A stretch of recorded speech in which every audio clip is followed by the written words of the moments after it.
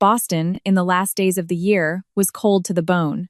Wind blew in from the Charles River, carrying the scent of roasted chestnuts, wood smoke, and the strange melancholy of those about to cross a threshold in their lives. My name is Alara Vance. I was 29 that year, a senior accountant for a construction equipment import company in Boston. From the outside, many would say my life was stable. A respectable job, the old house my parents left me, a small stock portfolio in my name, and I was about to marry into a wealthy family. But people often judge the contents by the cover, like picking the shiniest apple at the market. Its skin is flawless and bright red. But when you take a bite, you realize it's mealy and rotten to the core. I was orphaned at 10. After the funeral, the person who took me home wasn't some distant aunt or uncle, but my brother, Caleb Vance. He was only 19 then, barely having lived his own life before he had to learn how to be a father, a mother, an older brother, and the very pillar I clung to. Caleb loved me, I knew that, but his love was purely practical, stripped of any warmth. Every morning he'd make me scrambled eggs, but they were always either burnt at the edges or runny in the middle. When the weather turned cold, he'd bark a single sentence. Put on a coat. When I had a stomachache, he'd run out to buy medicine, place it on the table and say, "Take this. Don't be stubborn." Once, I asked him, "Caleb, can't you say anything a little nicer?" He was dicing onions and didn't look up. "Nicer? Is that going to break your fever?"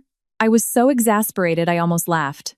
My brother was like that, so clumsy it was infuriating.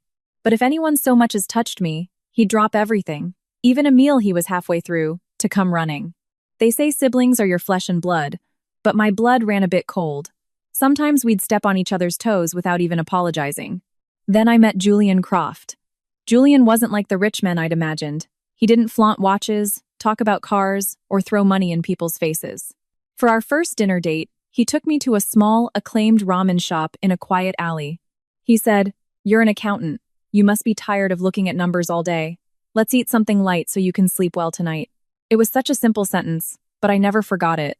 When a person has been deprived of affection for too long, just having someone remember what you like to eat or that you're sensitive to the cold is enough to make your heart soften like a wafer in water. Julian knew I was an orphan. He didn't avoid the topic, nor did he pity me excessively. On the anniversary of my parents' death, he drove me to the cemetery himself. He stood behind me for a long time, not rushing, not asking. When I finished placing the flowers, he set down a bouquet of white lilies and said softly, "Mr. and Mrs. Vance, please rest assured. I will take care of Alara from now on." My throat tightened at his words, not because they were flowery, but because they touched my weakest point. In the 2 years we dated, Julian never once raised his voice at me. When I was upset, he listened in silence. When I worried about the money to repair the old house, he said, "The house your parents left you, you can keep it as it is. Having a place to remember them by is a precious thing." The more I listened, the more I believed. In this day and age, meeting a man who didn't demand I sell my parents' old house to buy a new condo felt like I'd struck gold. Though in hindsight, that gold was perhaps just very well plated.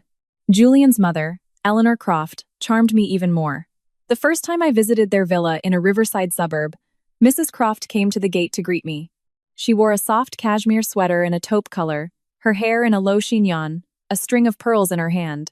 Her face was kind, her voice as gentle as water being poured into a porcelain cup. "Alara, my dear, come in. It's so cold and your hands are freezing." I flinched when I heard her call me my dear in that maternal tone. It had been almost 20 years since anyone had spoken to me like that. I mumbled, "Hello, Mrs. Croft." She smiled and pulled me inside. "None of that Mrs. Croft business. We'll be one family soon enough. If you don't mind, just call me Eleanor." I looked down, my eyes suddenly stinging. A person's weakness can be so ridiculous sometimes. Someone just has to offer you the right scarf when you're shivering, and you mistake a fleeting moment of warmth for a lifetime of safety. From that day on, Eleanor would often call to ask if I'd eaten, if work was tiring. On Sundays, she'd invite me over to teach me how to arrange hydrangeas, make ciopino, or bake sourdough. She'd say, "Being a daughter-in-law in a family with standards isn't about suffering, dear. If you know how to manage a home, your husband will cherish you, and the family will be warm." I laughed as I chopped vegetables. "Eleanor, teach me slowly, or I'll have a meltdown. I'm an accountant, used to tapping keyboards. Making these perfect little appetizers is as stressful as closing the books at the end of the month." She laughed, patting my shoulder lightly. You're a delightful girl. This house has been missing a daughter's laughter for too long. Her words hit me right where I was most vulnerable. I began to imagine I truly belonged in that house. I imagined coming home from work each evening to someone asking what I wanted for dinner, a mother-in-law showing me how to season the soup, a husband waiting by the tea table, a complete home. The one thing I had craved my entire life, so much that I never dared to speak of it. Julian's father, Donovan Croft, was completely different. He was a man of few words, tall, with silvering hair at his temples, and eyes that always seemed to be weighing you up. During the first dinner I had at their home, he only asked me a few questions about my job, about Caleb, and about my parents' old house. His voice was deep, not harsh, but every word made me sit up straighter. At the end of the meal, he put down his chopsticks, looked at me, and said, "When the Croft family accepts someone, they become one of us. You can rest easy, Miss Vance." I quickly replied, "Yes, thank you, sir." Eleanor, sitting beside me, prompted gently, "Call him Donovan, dear. My husband may seem stern, but he loves his children dearly." I shyly murmured, "Donovan." Mr. Croft nodded, without a smile. At the time, I just thought all powerful businessmen were that serious. I didn't know that some of the quietest people are the most dangerous, because they are accustomed to letting others do the crying for them. Only Caleb was unhappy. The evening I brought home the proofs from our engagement photo shoot to show him. He held each photo and looked at it for a long time. In the pictures, I was wearing a simple white dress, standing next to Julian under a canopy of flowers. Julian looked at me so tenderly that even I felt my heart melt looking at it again. I asked, "Aren't they beautiful?" Caleb put the stack of photos down on the table, his face as taut as a guitar string. "I'd be happy with anyone you marry, but not this family." I was stunned. "There you go again. You've only met Julian a few times, how can you say that?" He looked straight at me. "That family is not simple." I let out a laugh, but it caught in my throat. "Not simple? What does that mean? They're too rich, so you don't like them? Or do you think I'm not good enough?" Caleb's brow furrowed.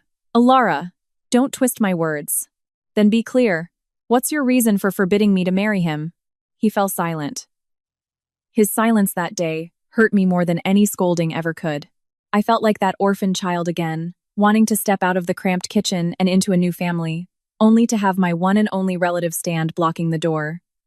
I gathered the photos, my voice trembling. "If you don't want me to be happy, just say so." Caleb stood up, his hand gripping the side of a chair. "I'm just afraid you'll get hurt." "I'm used to being hurt." I shot back, my words sharper than I intended. "But this time, I want to choose for myself." The small kitchen fell silent. The pot of kale soup on the stove bubbled, the smell of ginger warming the air, but all I felt was cold. Caleb looked at me for a long time, his eyes a mixture of anger and helplessness. Finally, he spoke slowly. "Alara Vance, some traps aren't set with wire. They're set with sweet words." I turned away, clutching the photos to my chest. At that moment, I thought my brother was overly suspicious, and that I was on the brink of happiness. Remembering it now, I understand. An outsider sometimes sees more clearly than someone in love. But the problem is, when your heart is already set on running into the fire, who's willing to believe the smell of smoke? That night, I couldn't sleep. I laid the engagement photos on my old desk, right next to a plastic flower vase that had faded years ago. In the photo, I was smiling so brightly that looking at it for a long time felt strange, as if the woman in the picture was someone else, not the girl who had just argued with her brother in the small kitchen. Caleb was still in the living room. I heard him open the medicine cabinet, then the sound of a glass on the table. He had stomach problems whenever he was stressed, but he would never admit it. That man could handle countless complex cases out in the world, but at home, he couldn't manage a single kind word to his sister.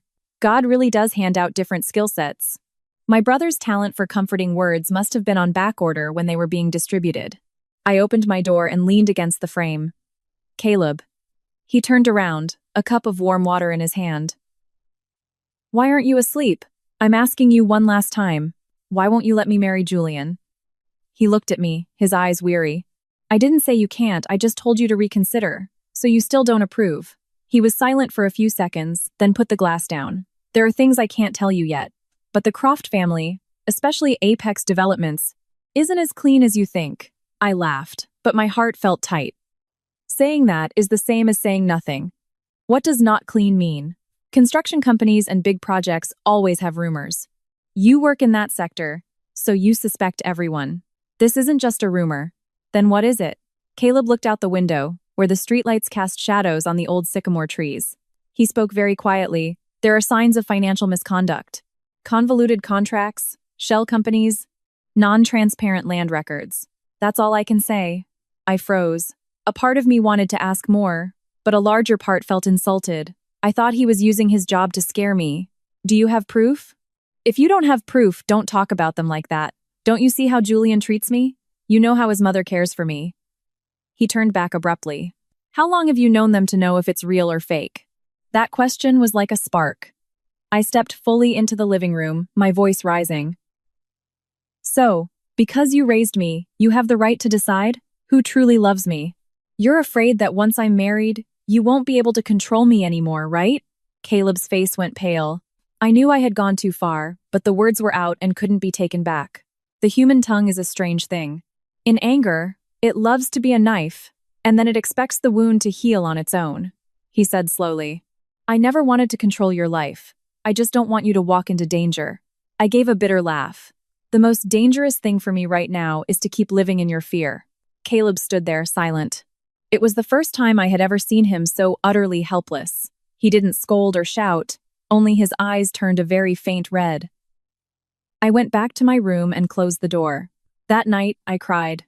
Not because I had stopped loving Julian, but because I felt trapped between two men who both claimed to love me. One gave me the feeling of being chosen, the other always made me feel like I was being held back. The next morning, Julian came to pick me up for a final wedding dress fitting. The moment he saw my face, he asked, Did you argue with Caleb again? I bowed my head to fasten my helmet strap. He still doesn't like your family. Julian didn't seem angry. He sighed and gently adjusted the collar of my jacket. Caleb loves you, that's why he worries. If I had a sister, I'd probably be just as protective. I looked up at him. You're not upset? Julian smiled. A smile so kind it soothed my heart. Of course I am. But I'm marrying you, not his immediate approval. We'll just live well, and Caleb will come to understand. Tears welled up in my eyes. A man who was being suspected by my brother didn't say a single bad word about him. At that moment, I thought, what more could you ask for in a man? It's true, when you're in love, your ability to rationalize is superhuman, better than the most skilled lawyer. While I was sitting on the back of Julian's motorcycle, holding a bouquet of sample wedding flowers and imagining my impending happiness, a secret meeting was taking place on the 23rd floor of the Apex Developments Tower. Only later, when everything fell apart, did I hear about it from case files and testimonies. In the meeting room that day were only Donovan Croft, Eleanor Croft, Julian, and their lawyer, Mr. Atherton. On the screen was a map of the Moonlight Cove waterfront development project. A piece of land, marked in red, sat squarely in the way of a planned secondary access road. That was the parcel my parents had left me. Donovan Croft tapped his pen on the table. Without this parcel, the zoning adjustment application remains stalled. The bank won't release more funds. And the contractors are breathing down our necks for payment every day. Lawyer Atherton pushed his glasses up his nose. If Miss Vance voluntarily transfers the property or grants power of attorney after the marriage, things will be much easier. But with her brother in law enforcement, we have to take the scenic route. Eleanor, sitting beside him, fingered her pearls, her voice as soft as ever. That girl has been without a mother since she was little. She's not afraid of being poor, she's afraid of being abandoned. If you want her to sign something, don't force her with money. Force her with affection. Julian looked up. Mom, I don't think we need to go that far. Alara trusts me. Donovan looked at his son, his eyes cold. Trust is one thing. Paperwork is another. Julian fell silent. Eleanor leaned in, her voice soft but sharp. Julian, if you care for her, you must act quickly. Once she's part of our family, I will gently persuade her. A woman, once she calls you mother, won't have the heart to refuse many things. Julian clenched his fist. In his later testimony, he said he felt uneasy at that moment. But unease without standing up, without protesting, without telling me, is just a decorative conscience. Pretty, but useless. Donovan ended the meeting with one sentence. A woman's affection won't pay off a bank loan. No one said another word. And that very silence laid the first stone of the trap meant for me. That same afternoon, Eleanor called me over for dinner. That evening, she made clam chowder, baked cod, and a small dish of pickled vegetables. All simple dishes, placed in the middle of the vast opulent villa, looking both warm and strange. She put a piece of fish in my bowl. Eat, Alara, you're too thin. When you're my daughter-in-law, I'll have to fatten you up. I smiled. If you keep feeding me like this, I won't fit into my wedding dress. Eleanor smiled back, and then took a sapphire bracelet from a velvet box. She fastened it on my wrist, slowly, as if performing a ritual. I've had this for a long time. This family has no daughters, and I always wondered who would be fitting to wear it. Today, I'm giving it to you. I was flustered. Eleanor, this is too precious. I can't accept it. She held my hand, her eyes glistening. Please, accept it. From now on, I'll be a mother to you. Don't think of yourself as an orphan anymore. You hear? I bowed my head, a tear falling onto the back of my hand. The bracelet was cool against my skin, but my heart was warm with happiness. I didn't know that some gifts aren't for love, but to mark the prey. They say you catch more flies with honey, but at that moment, all I saw was the sweetness, oblivious to the fact that my wings were already stuck in the trap. After Eleanor put the sapphire bracelet on my wrist, my heart completely softened. I wore it to work, occasionally glancing down at my wrist, feeling as if it added a little warmth of family. A colleague even teased, Alara, you're different these days. Your face is glowing as if there's a flashlight inside. I smiled without hiding it. It's because I'm getting married. I never imagined that in life, when you're too happy, you become careless. It's like grocery shopping. You see a bunch of vibrant green vegetables and forget to check the bottom for rot. About a week before the wedding, Eleanor called me early in the morning. Alara dear, could you come over this afternoon? I've asked the tailor to come for your final dress fitting. We can also discuss the reception menu and the family ceremony. A daughter should pay attention to these things. I was checking a list of accounts payable, and hearing her gentle voice, I immediately agreed. Of course, I'll come right after work. Good, you come over. I'll make some creme brulee for you. You mentioned you liked it the other day. Just that one sentence was enough to make me feel remembered. I hung up, my lips still unconsciously smiling. Perhaps to others, a mother-in-law remembering her future daughter-in-law's favorite dessert is nothing. But for me, it filled a huge void. That afternoon, the lights in the Croft villa were on early. The living room smelled of jasmine tea, and on the table were candied ginger, melon seeds, and an artfully arranged platter of artisanal cheeses. Eleanor was wearing a velvet dress, the color of ripe plum, her hair still neat. Seeing me walk in, she took my hand and pulled me to sit down. Are you cold? Your hands are freezing again. That's a girl who works in an office for you. Always lacking warmth. I smiled. I'm used to it. Eleanor. Used to it? What do you mean used to it? Once you're in this house, I'll have to fatten you up and get some color in your cheeks. The remark was so ordinary and affectionate that I felt no suspicion at all. She brought me a small creme brulee, spooning it out herself as if I were still a child. A little later, the lawyer, Mr. Atherton, arrived. I had seen him a few times at Donovan's company during large dinners, but that day he was dressed very formally, carrying a shiny black leather briefcase. As soon as he sat down, he smiled politely. Hello, Alara. I'm just here today to assist the family with some premarital procedures. It will be quick. I hesitated slightly. What procedures? Eleanor put down her teacup, her voice still gentle. Oh, in a family with a large business? Many things need to be clear, my dear. It's not because we don't trust each other, but so that husband and wife can live more comfortably later on, without mixing feelings with paperwork. Mr. Atherton opened his briefcase and took out a neatly clipped file. This is a prenuptial agreement. The main purpose is to establish the separate property of each party before the wedding to avoid any unintended disputes later. In a way, it's also to protect you. I took the file and flipped through the first few pages. The dense text made my eyes ache. As an accountant, I wasn't illiterate when it came to documents, but these kinds of legal papers always give you the feeling that if you miss one line, you'll misunderstand the whole page. I hesitated. Could I maybe take this home to read over for a night? The atmosphere at the table fell silent for a beat, just a very slight one, but looking back now, I see it was a crucial moment. Eleanor immediately placed her hand on mine. It's right to be careful, dear, but I've had this prepared meticulously. We're making things clear from the start so you won't be at a disadvantage later. If you take it home, Caleb might read it and think our family is being calculating with you. I bit my lip. She had hit on my biggest dilemma. If Caleb saw this, he would surely object, and right before the wedding, I didn't want things to get tense again. Mr. Atherton pushed the file towards me, flipping through the sections, his voice steady. The first page is the information of both parties. The next section confirms existing separate property. Your old house is still yours. Your stocks are still yours. Julian also has his separate assets. The general principle is that what belongs to each person stays with that person. Hearing that, I felt somewhat reassured. Is there anything disadvantageous for me in this?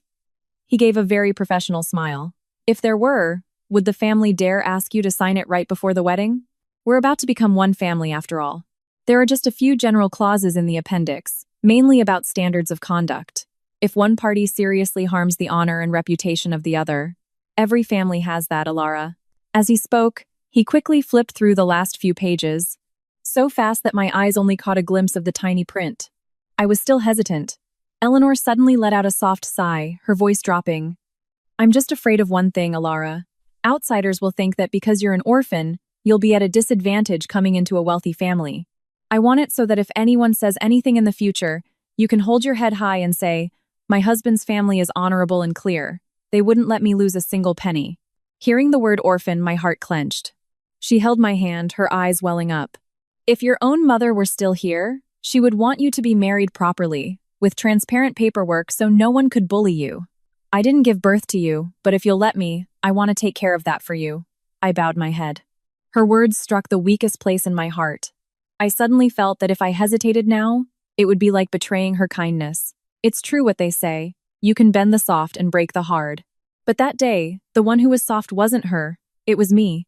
I picked up the pen, then I'll sign. Eleanor smiled gently. Mr. Atherton immediately turned the document and pointed to each spot. Sign here, and here, Alara. And finally, sign to acknowledge the appendix. I signed each line, my hand trembling slightly, but my mind simply thought I was completing a necessary premarital procedure. I even comforted myself. Better safe than sorry. A family with means has to be thorough. After I finished, Eleanor pulled me into an embrace. Good girl. Now I can rest easy. I leaned my head on her shoulder, smelling the faint scent of her perfume and the jasmine tea still lingering in the room. In that moment, I truly believed I was about to have a mother. But as I lifted my head, I accidentally caught Eleanor's gaze as she glanced at Mr. Atherton. It was just a quick look, as cold as a needle's tip passing over fabric. Before I could understand, she was smiling again, and Mr. Atherton was smoothly putting the documents back into his briefcase. As I was leaving, putting on my shoes in the foyer, Eleanor called after me. The weather is turning cold, dear. Remember to soak your feet in warm water tonight. Don't stay up too late. I turned and smiled. I know, Eleanor. The sapphire bracelet on my wrist tapped lightly against my handbag. I walked out the gate with a sense of relief, as if I had just completed an important task for my wedding. It was only much later that I understood. That day, I hadn't just signed a stack of papers. I had signed away my trust and handed it to the very people who were waiting for me to let my guard down so they could tighten the noose. I always thought the most valuable thing my parents left me was the old house on a small street near the Back Bay Fens. The house was about 925 square feet. Its walls had faded, and parts of the shingled roof had to be temporarily supported with iron bars. Every rainy season, water would leak into a corner of the kitchen. Caleb would climb up to patch the roof, grumbling the whole time. This house must have been a pond in a past life. The minute it rains, it remembers its old job. I'd stand below holding the ladder, laughing until my stomach hurt. Poor as it was, old as it was, that house held the sound of my mother calling me to dinner, the sight of my father fixing an electric fan, and the image of a 19-year-old Caleb peeling boiled eggs for me after the funeral. That's why whenever anyone asked if I'd sell, I shook my head. Besides the house, my parents also left for my brother and me a stock portfolio worth over $120,000. Caleb said, "This is from Mom and Dad for you. It's in your name. I have a salary, I'm not starving, so I won't fight you for it." I argued, "You raised me. How can you say it's all mine?" He just replied curtly, "Raising you is my job. The assets are a matter for the law." Talking to my brother was often like trying to get a form certified at a government office. Every sentence was dry but solid. He did everything with clarity, including love. The thing I paid the least attention to was a parcel of land along the Mystic River on the outskirts of the city. My father had bought it years ago, back when the area was sparse, with dirt roads that turned to mud up to your ankles in the rainy season. The plot was about half an acre, surrounded by a few banana trees, some old apple trees, and a small path leading to the riverbank. I only remember flying kites there with my father as a child. The wind was so strong the kite string would cut into my hand. My father would laugh. "This land, keep it for yourself later. People can trick you out of many things, but you have to know how to hold on to land that's in your name." I was little then and just listened for fun. Later, as I grew up, I saw the land more as a memory than an asset. I didn't know its value had changed so much, and I certainly didn't know it was located exactly where Apex Developments needed to build a secondary road for their Moonlight Cove urban development project. I only understood these things later, when I read the investigation files and heard the testimonies in the interrogation room. The Moonlight Cove project was being advertised by Apex as a model riverside community with parks, a marina, schools, and a shopping center. They painted a beautiful picture, as if buying a unit there would automatically turn a new page in one's life. But behind the glossy billboards was an empty shell. Apex was short on cash flow by about $18 million. Debt to the bank, debt to subcontractors, high-interest private loans, plus a series of shady payments to push the project's paperwork through faster. Some plots within the zoned area had unclean titles, and a few internal roads were blocked by residents. My land was right where they needed to open the secondary road to the river. Without it, the revised zoning plan wouldn't be clean. Without a clean plan, the bank wouldn't release more funds. And without new money, the pile of old debt would drag all of Apex down. Later, I learned that in a closed-door meeting, Donovan Croft had pointed directly at the map and said, "This parcel must be in our hands before the auditors dig any deeper." Lawyer Atherton asked, "What if Miss Vance doesn't sell, Mr. Chairman?" Donovan replied coldly, "If she won't sell, make her sign it over. If she won't sign it over, make it so she has no other choice." Hearing that sentence repeated in the case file gave me goosebumps. People say an inch of land is an inch of gold, but for the Croft family, my inch of land wasn't just gold. It was the life raft for their entire sinking ship, and I, naively, thought I was the beloved bride. In their plan, Julian was assigned to get closest to me. At first, he asked very naturally, "Where do you keep the deed to the old house?" "I'm asking so if we renovate later, we'll know where the paperwork is." I answered honestly, "Caleb has a copy. The original is in a small safe at home." He smiled again. "You're so careful." I even joked, if an accountant isn't careful, all she can do at the end of the month is hug her ledgers and cry. Once, he borrowed my social security card, saying the hotel needed the information to book our honeymoon suite. Another time, he held my phone, saying he needed a confirmation code to pay for plane tickets. I didn't suspect a thing. If I started suspecting my future husband over every OTP code, I'd probably blame myself for being petty. It's a sad truth. When a woman is in love, she's quick to scold herself before she dares to suspect others. Eleanor took a softer approach. She'd often ask me about my Aunt Carol and my mother's side of the family. "How is your Aunt Carol doing these days?" At the engagement party, she seemed very quiet. "Isaiah, her business isn't going so well, but she loves me very much, Eleanor. When I was little, she'd often come over to make me soup." Eleanor nodded. "Yes, you must cherish the family you have left. Blood is thicker than water, after all." At the time, I found her words comforting. Only later did I realize she wasn't saying it to remind me to cherish Aunt Carol, but to probe whether my aunt could be used as a pawn. At that time, Aunt Carol was $31,000 in debt. The initial loan was just to turn over inventory for her small dry goods stall at the market, but compound interest and a predatory loan disguised as a legitimate one from a shell company linked to Apex had trapped her. People came to her house, sat drinking tea, speaking politely, but every sentence was like a hand squeezing her throat. "You have a niece who's about to marry into the Croft family, don't you? If you cooperate, your debt will become much more manageable." Aunt Carol later recounted that she was shaking so much she dropped her teacup. She loved me. That was probably true. But when love can't overcome fear, even kinship can be put up for bargain. That's where the pain lies. And I, during those days, was still blithely preparing for my wedding. One afternoon, Julian drove me out to the riverbank to scout locations for a few more outdoor photos. The wind blew fiercely, the reeds bent low, and the river's surface was a silvery gray under the late-day sun. I pointed into the distance, my voice filled with pride. My dad used to have a piece of land near here. I used to fly kites there all the time as a kid. It's a big plot, but it's been untouched for years. Julian turned to look at me. Really? Why haven't you told me? I smiled. There's nothing to tell. It's just a memory. Caleb always says to keep it, never sell. He's very particular. Julian asked again, his voice as light as the wind. Is it in your name? My parents transferred it to me before. Caleb said what's mine should be clearly mine, to avoid complications later. Julian nodded, reaching out to smooth a lock of hair the wind had blown across my cheek. Caleb really loves you. I looked at him, my heart full of gratitude. I know. He's just too difficult. After we're married, can you help me put his mind at ease? Julian smiled, his eyes gentle. Of course. I'll do whatever it takes to make our family peaceful. I believed that sentence with all my heart. I had no idea that, in his mind at that moment, wasn't just me, not just the wedding, not just the home I had always longed for. There was a project map, a massive debt, a parcel of land by the river. And every word I had just spoken was being silently stored in his memory, like someone pocketing a key before opening another person's door. My wedding day arrived on a crisp, cold morning. Boston had sun that day, but it was a thin sun, like a tulle veil draped over the city's rooftops. From early morning, my parents' old house was bustling with people. My Aunt Carol stood in the yard, directing people carrying gift trays. Careful with that tray of sweets. If it tilts, it won't look good. Our side of the family may be small, but we can't be shabby.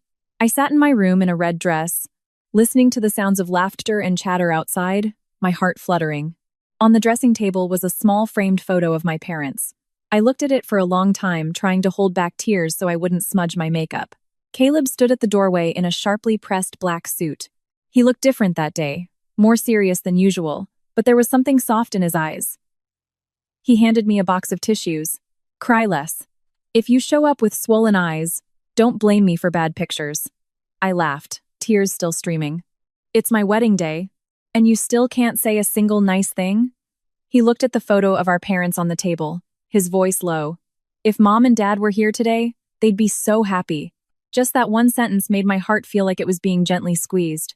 I turned away, afraid I would sob out loud. Caleb came over and adjusted the train of my dress, his hands clumsy but careful. Alara. Yes? If anything feels wrong, you tell me immediately. I sighed. Here you go again. He fell silent. I didn't want to argue on my wedding day, so I just said softly, I want to be happy today. Can you let me be happy for one day? He looked at me for a long time and then nodded. But his eyes that day weren't like those of a brother sending his sister off to be married. They were the eyes of someone standing on a riverbank, watching the boat they cherished most drift into a whirlpool, unable to shout. The groom's party arrived on time, with trays of pastries, wine, tea, and fruit, all the traditional offerings. Julian stepped out of the car in a gray suit, holding the bridal bouquet. He looked at me through the crowd, his gaze so gentle it made me forget every warning. Alara, he called softly as he was led into the room to fetch the bride. You look beautiful today. I lowered my head, blushing so hard my face felt hot. Say it quieter, people can hear you. He smiled. I'm marrying my wife. Why should I be afraid to compliment her? His words made the nearby makeup artist chuckle. I smiled too. At that moment, I truly thought I had chosen the right person. The wedding reception was held at a large hotel near the city center. Chandeliers sparkled, white flowers covered the aisle, and soft music played like in a movie. The Croft family's relatives were numerous and elegant. Everyone was impeccably dressed, their conversations and laughter measured.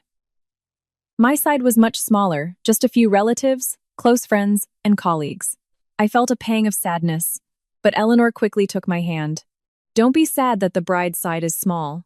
From now on, my home is your home too, she said this in front of all the guests. Then, on stage, she took the microphone, her voice choked with emotion. I don't have a daughter. Today, heaven has blessed me with a kind and gentle daughter-in-law. I promise before both families that I will love Alara as my own.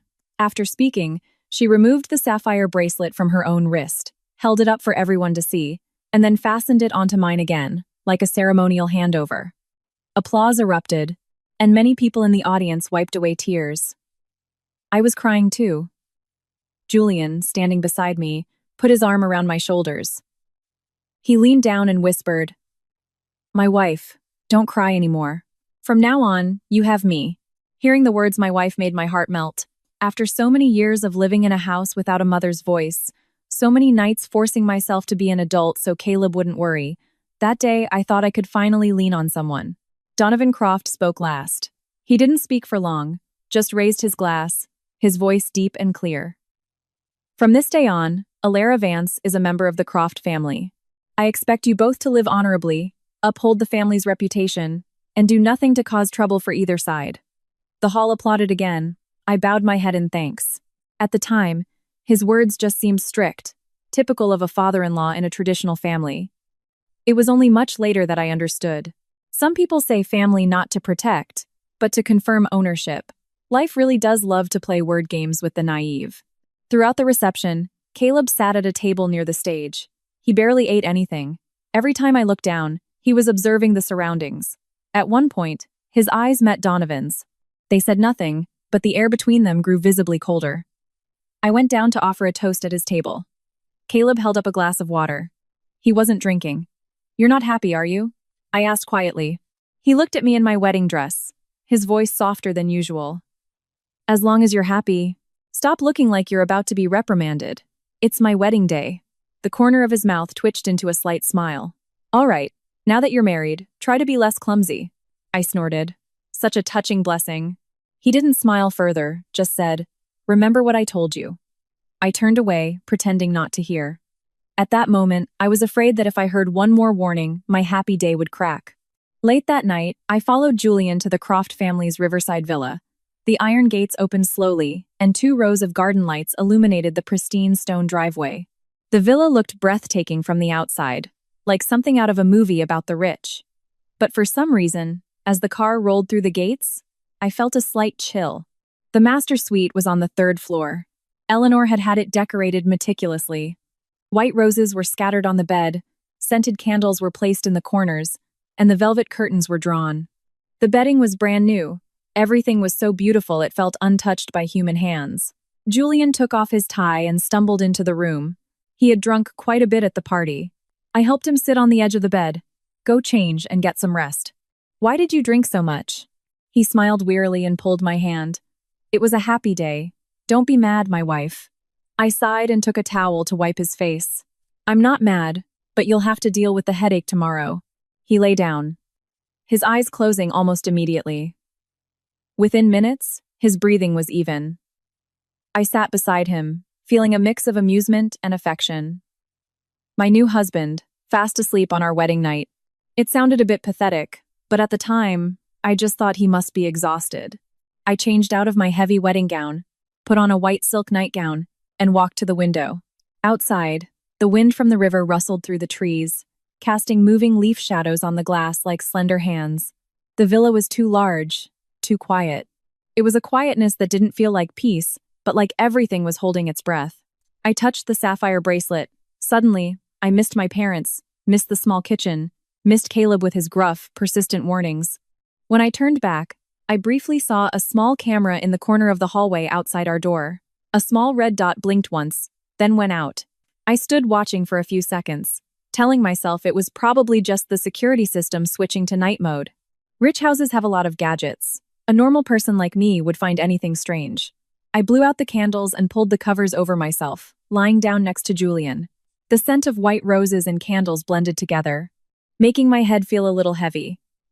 Before falling asleep, I thought, tomorrow I'll call Caleb and tell him I'm fine, that he doesn't need to worry anymore. I don't know how long I slept. Sometime in the middle of the night, I suddenly woke up. The room was dark, with only a faint blue light seeping through the curtains. Julian was still lying with his back to me, motionless. Then I felt someone standing next to the bed. My heart pounded so hard my ears started to ring. Before I could sit up, a rough hand clamped over my mouth. The person's breath was hot and ragged against my ear.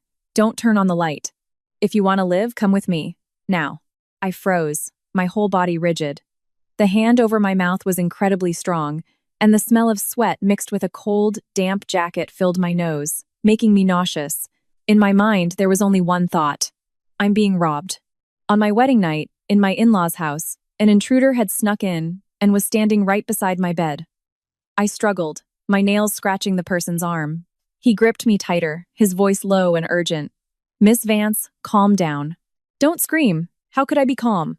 I kicked my legs, trying to reach for the bedside lamp, but the person yanked me back. Fear rose to my throat, a cold dread spreading from the back of my neck down my spine. I thought of everything: robbery, kidnapping, assault. I even thought, maybe this is some twisted prank by the groomsmen. But no, the person's breathing was too tense, their grip too real. There was nothing playful about it. I made muffled sounds against his palm, tears of terror springing from my eyes. Just then, the man's voice grew hoarse, close to my ear. The Red Cardinal. I stopped, as if someone had thrown ice water on me. Not everyone knew those 3 words. When I was little, there was a cardinal that nested in the dogwood tree outside our old house. My mother loved it. Whenever Caleb came home late from his part-time job, he'd stand outside the gate, whistle a certain tune, and then softly call, "The Red Cardinal," so I'd know it was him. As we got older, it became our secret code. Whenever we needed to find each other in a crowd, he just had to say those 3 words. I stared wide-eyed in the dark. The man immediately let go of my mouth but kept his voice low. "Don't turn on the light. I'm one of Caleb's men. We have to go. Now."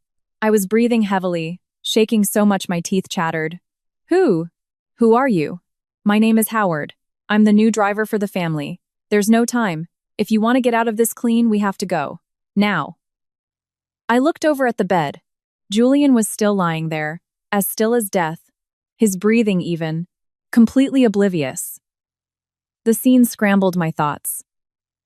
If this was Caleb's man, why would he do this? And if it was truly dangerous, how could Julian be sleeping so soundly? He stammered, No, I have to wake Julian." Howard shook his head, his eyes glinting fiercely in the darkness. "There's no one else. Trust me this one time, Miss Vance. A few more minutes, and it will be too late." I stood frozen.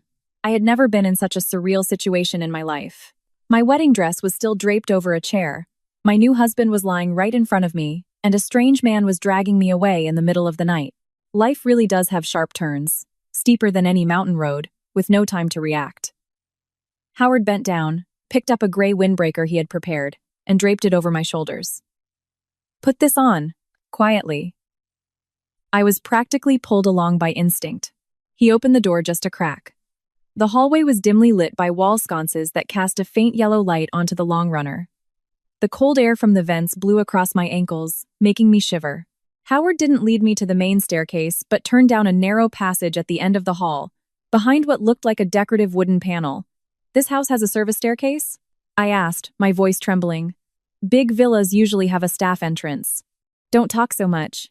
The service stairs were narrow and steep. I was barefoot, so every step on the cold concrete was a shock. My mind was spinning. I wanted to stop, but I was afraid that stopping would lead to something even more terrible. The old saying goes, once bitten, twice shy. But I wasn't just bitten. I felt like I had been thrown straight into a den of wolves. When we reached the ground floor, the smell of leftover food from the kitchen still lingered in the air. The scent of roast chicken, grilled onions, and the grease from a day of feasting, not yet cleaned up. It all mixed together, creating a very strange sensation. The faint clatter of dishes from somewhere far away, then silence again. The whole vast villa seemed to be holding its breath. Howard gently pushed open the door leading to the back kitchen. There, under a dim light, a woman was waiting. She wore a dark brown sweater, her hair wrapped in a scarf, her hands clenched so tightly they were white. I looked closer and recognized her as the longtime housekeeper, Mrs. Tierney. She was always quiet, always keeping her head down as she moved about, so much so that I had barely noticed her. The moment she saw me, she rushed forward, her hands trembling as she zipped up my windbreaker. "Miss Alara, go. I looked at her bewildered. "What's happening? Where am I going? Why?" Her eyes were red, but she didn't answer directly.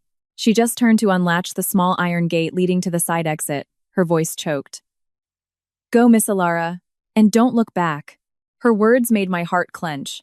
In that moment, I had a very bad feeling, but I still couldn't piece everything together. I grabbed Mrs. Tierney's hand. "What about Julian?" She bit her lip and turned away. Howard placed a firm hand on my shoulder. "Get in the car." Outside the side gate was a dark alley, just wide enough for an old sedan parked close to the wall.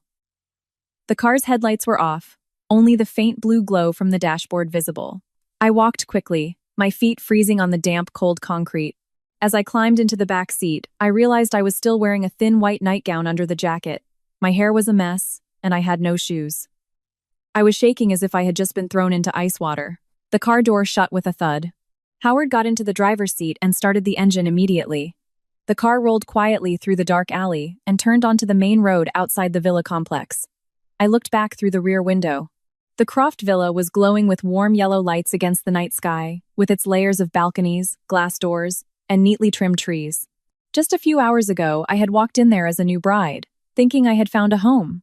Now, watching it recede behind me, it looked more like a gilded cage that had just snapped shut, barely missing me. My voice was hoarse. "Howard, what is going on?"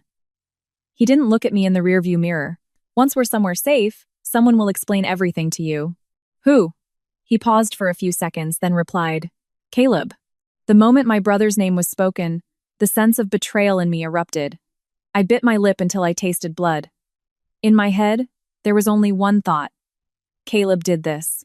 He couldn't stop me from getting married, so he ruined my wedding night.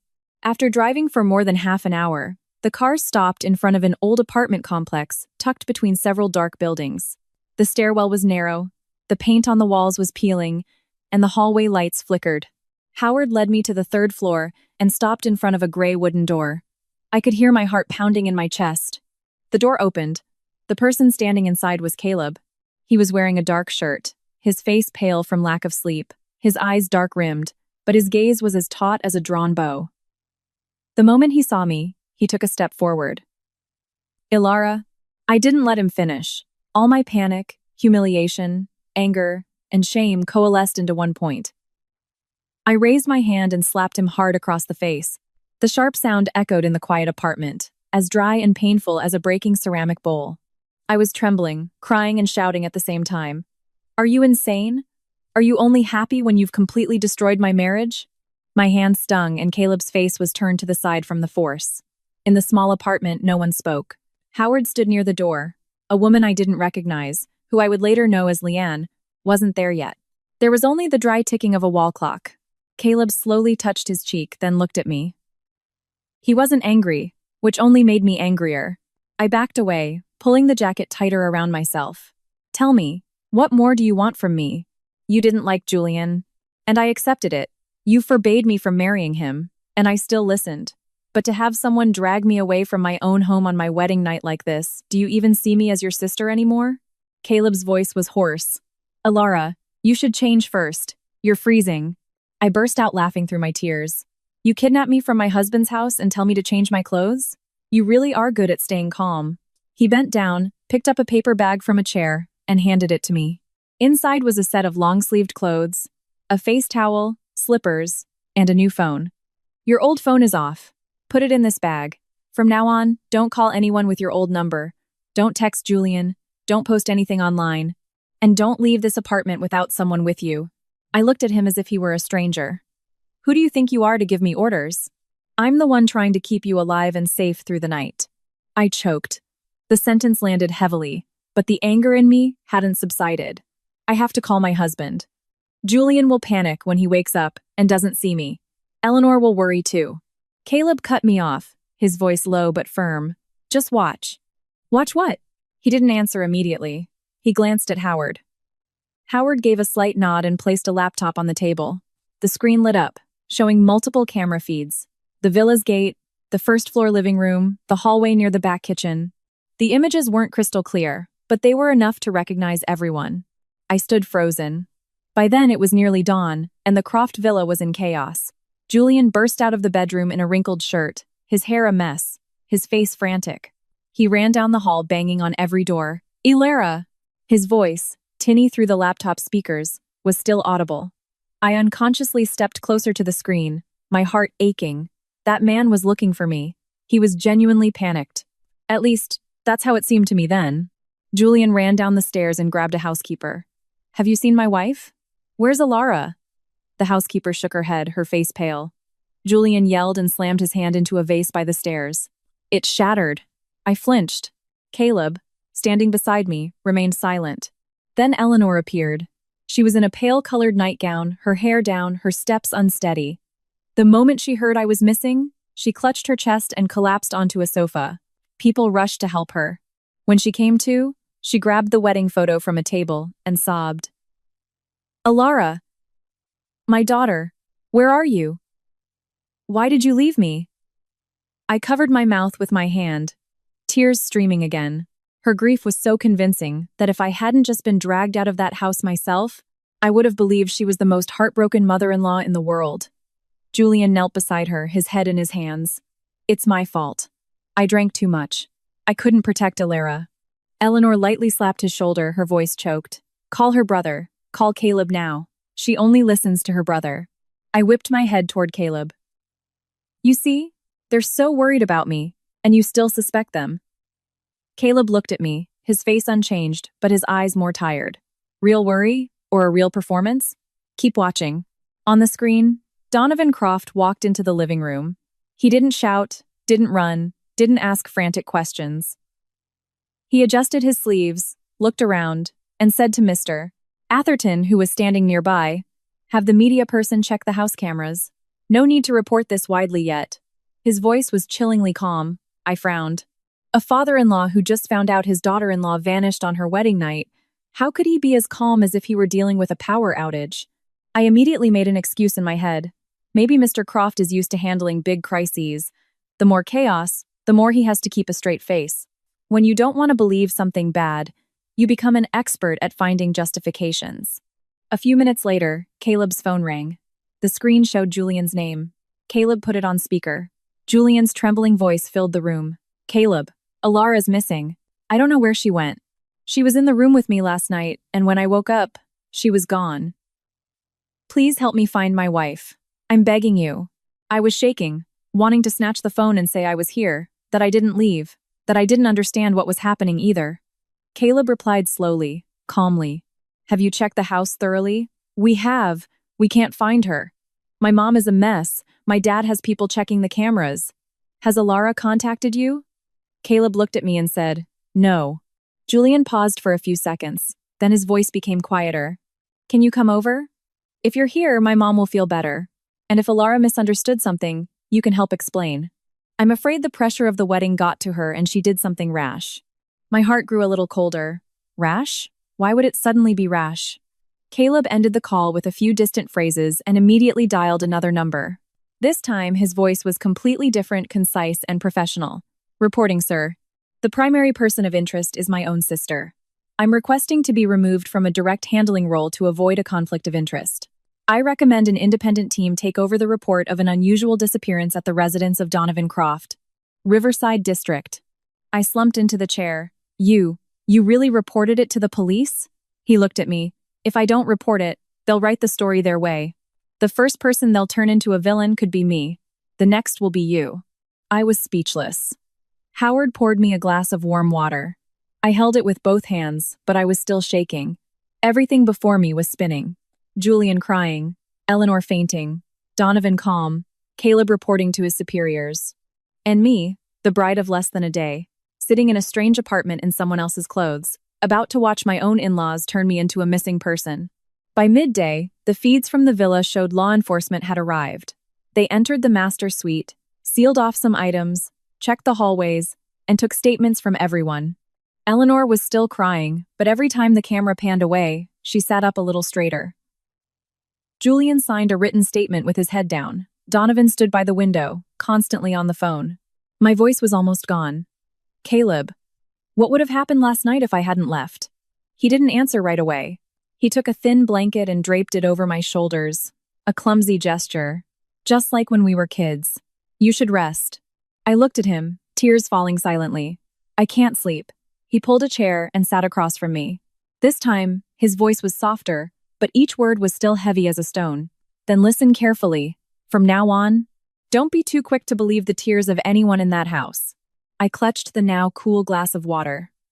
For the first time since being pulled from my wedding bed, I was no longer sure I should be angry at Caleb. But if I wasn't angry at him, I had to face a possibility that was far more painful. That the people who had just called me daughter and wife might have been preparing a play where the lead victim was me. Caleb didn't speak right away. He stood up, drew the curtains, and then went to the kitchen to make me a cup of ginger tea. The old apartment was so quiet that even the clink of the spoon against the cup sounded loud. I sat on the sofa, hugging my knees, my body still as cold as if I'd been soaked in ice water. When he placed the tea in front of me, I finally heard him speak, his voice deep and slow. Alara, what I'm about to tell you will be a shock. But it's better to be shocked than to be blind. I gave a weak, bitter laugh. What's left to shock me? He looked straight at me. There is. Just those two words sent a chill down my spine. He pulled a chair to sit opposite me. Howard stood near the door, silent as a shadow. Someone walked past in the hallway, the sound of their slippers shuffling and then fading away. Everything was so strangely normal, while my life had just been violently upended. Caleb opened his phone, displaying a simple floor plan of the villa's third floor. Last night, around 1:30 a.m., a man was supposed to sneak into your bedroom. I stared blankly for a few seconds, then shot up. What are you talking about? Hear me out. Hear what? Someone did come into my room. Howard! Caleb shook his head. The person who was planned to enter your room was not Howard. I stood there, frozen. His voice was steady, but each sentence was like a hammer blow to my head. The Croft family had prepared a scene to catch you cheating on your wedding night. A strange man would be brought into the room while you were asleep. Then, at the right moment, Julian, Eleanor, a few close relatives, the house staff, and even a videographer would burst in. I thought I had misheard. That's impossible. It's possible. Do you have any idea what you're saying? It was my wedding night. That's exactly why the trap was so vicious. I shook my head repeatedly, my heart pounding so hard it felt like it would burst from my chest. Why? Why would they do that? Caleb looked at me, his eyes a mix of pain and resolve. To destroy your reputation, to turn you into an adulterous bride on your wedding night, to have video, witnesses, and the story they wanted to tell. I collapsed onto the sofa, my body weak, my vision blurring. All I could see was the cup of ginger tea, steam rising thinly from it. Caleb continued. After catching you in the act, they would have made a huge scene. The video would be kept as evidence. You would have been forced to sign more documents, or cornered into accepting a reputation damage settlement as stipulated in the prenuptial agreement you signed. I looked up sharply. The contract. The clause in the final appendix. Exactly. If you commit an act of marital infidelity that causes severe damage to the honor and reputation of your husband's family, they can use that to demand compensation for damages. But that's just the excuse on paper. What they really wanted was to push you into a state of humiliation, panic, and helplessness, then force you to sign other documents. I bit my lip until it throbbed. They wanted to steal my assets. He didn't answer right away, but his silence was louder than words. I remembered the old house, the stock portfolio, the land by the river. I remembered Donovan Croft asking me so carefully about my job, my papers, my relatives during our first dinner. At the time, I thought he was just being a curious father-in-law. Now, every question replayed in my mind, each one with a hidden hook. My voice was a whisper, so, the man. It was Howard who spoke then, his voice raspy but firm. The hired man was intercepted by our team beforehand. We didn't let him get near you. I was sent in as a replacement, so if things went south, I could get you out immediately. I turned to look at him, my head spinning. You mean, this was all planned? Caleb answered, that family has been under surveillance for some time. We knew they were planning something dirty, but we couldn't blow the whole investigation. It wasn't until just before the wedding that we confirmed you were the primary target. A wave of anger choked me. Then why didn't you just tell me? Why did you let me marry him? Caleb closed his eyes for a brief second. Because I couldn't say anything at the time. And because if I had told you without proof, you wouldn't have believed me anyway. That last part cut right to the bone. I turned away. He was right. If a week ago, a month ago, or even last night he had told me the Crofts were setting a trap to frame me for adultery, I probably would have thought his job was making him paranoid. I let out a broken laugh. My life is a real comedy. Getting married felt like running an obstacle course. Howard sighed, while Caleb remained silent. I sat with my head in my hands for a long time as small details began to crawl out of my memory. The time Julian borrowed my phone for a confirmation code, claiming he was booking a honeymoon resort. The time he took a picture of my ID, saying it was for hotel procedures. The time Eleanor casually asked where I kept the property deeds.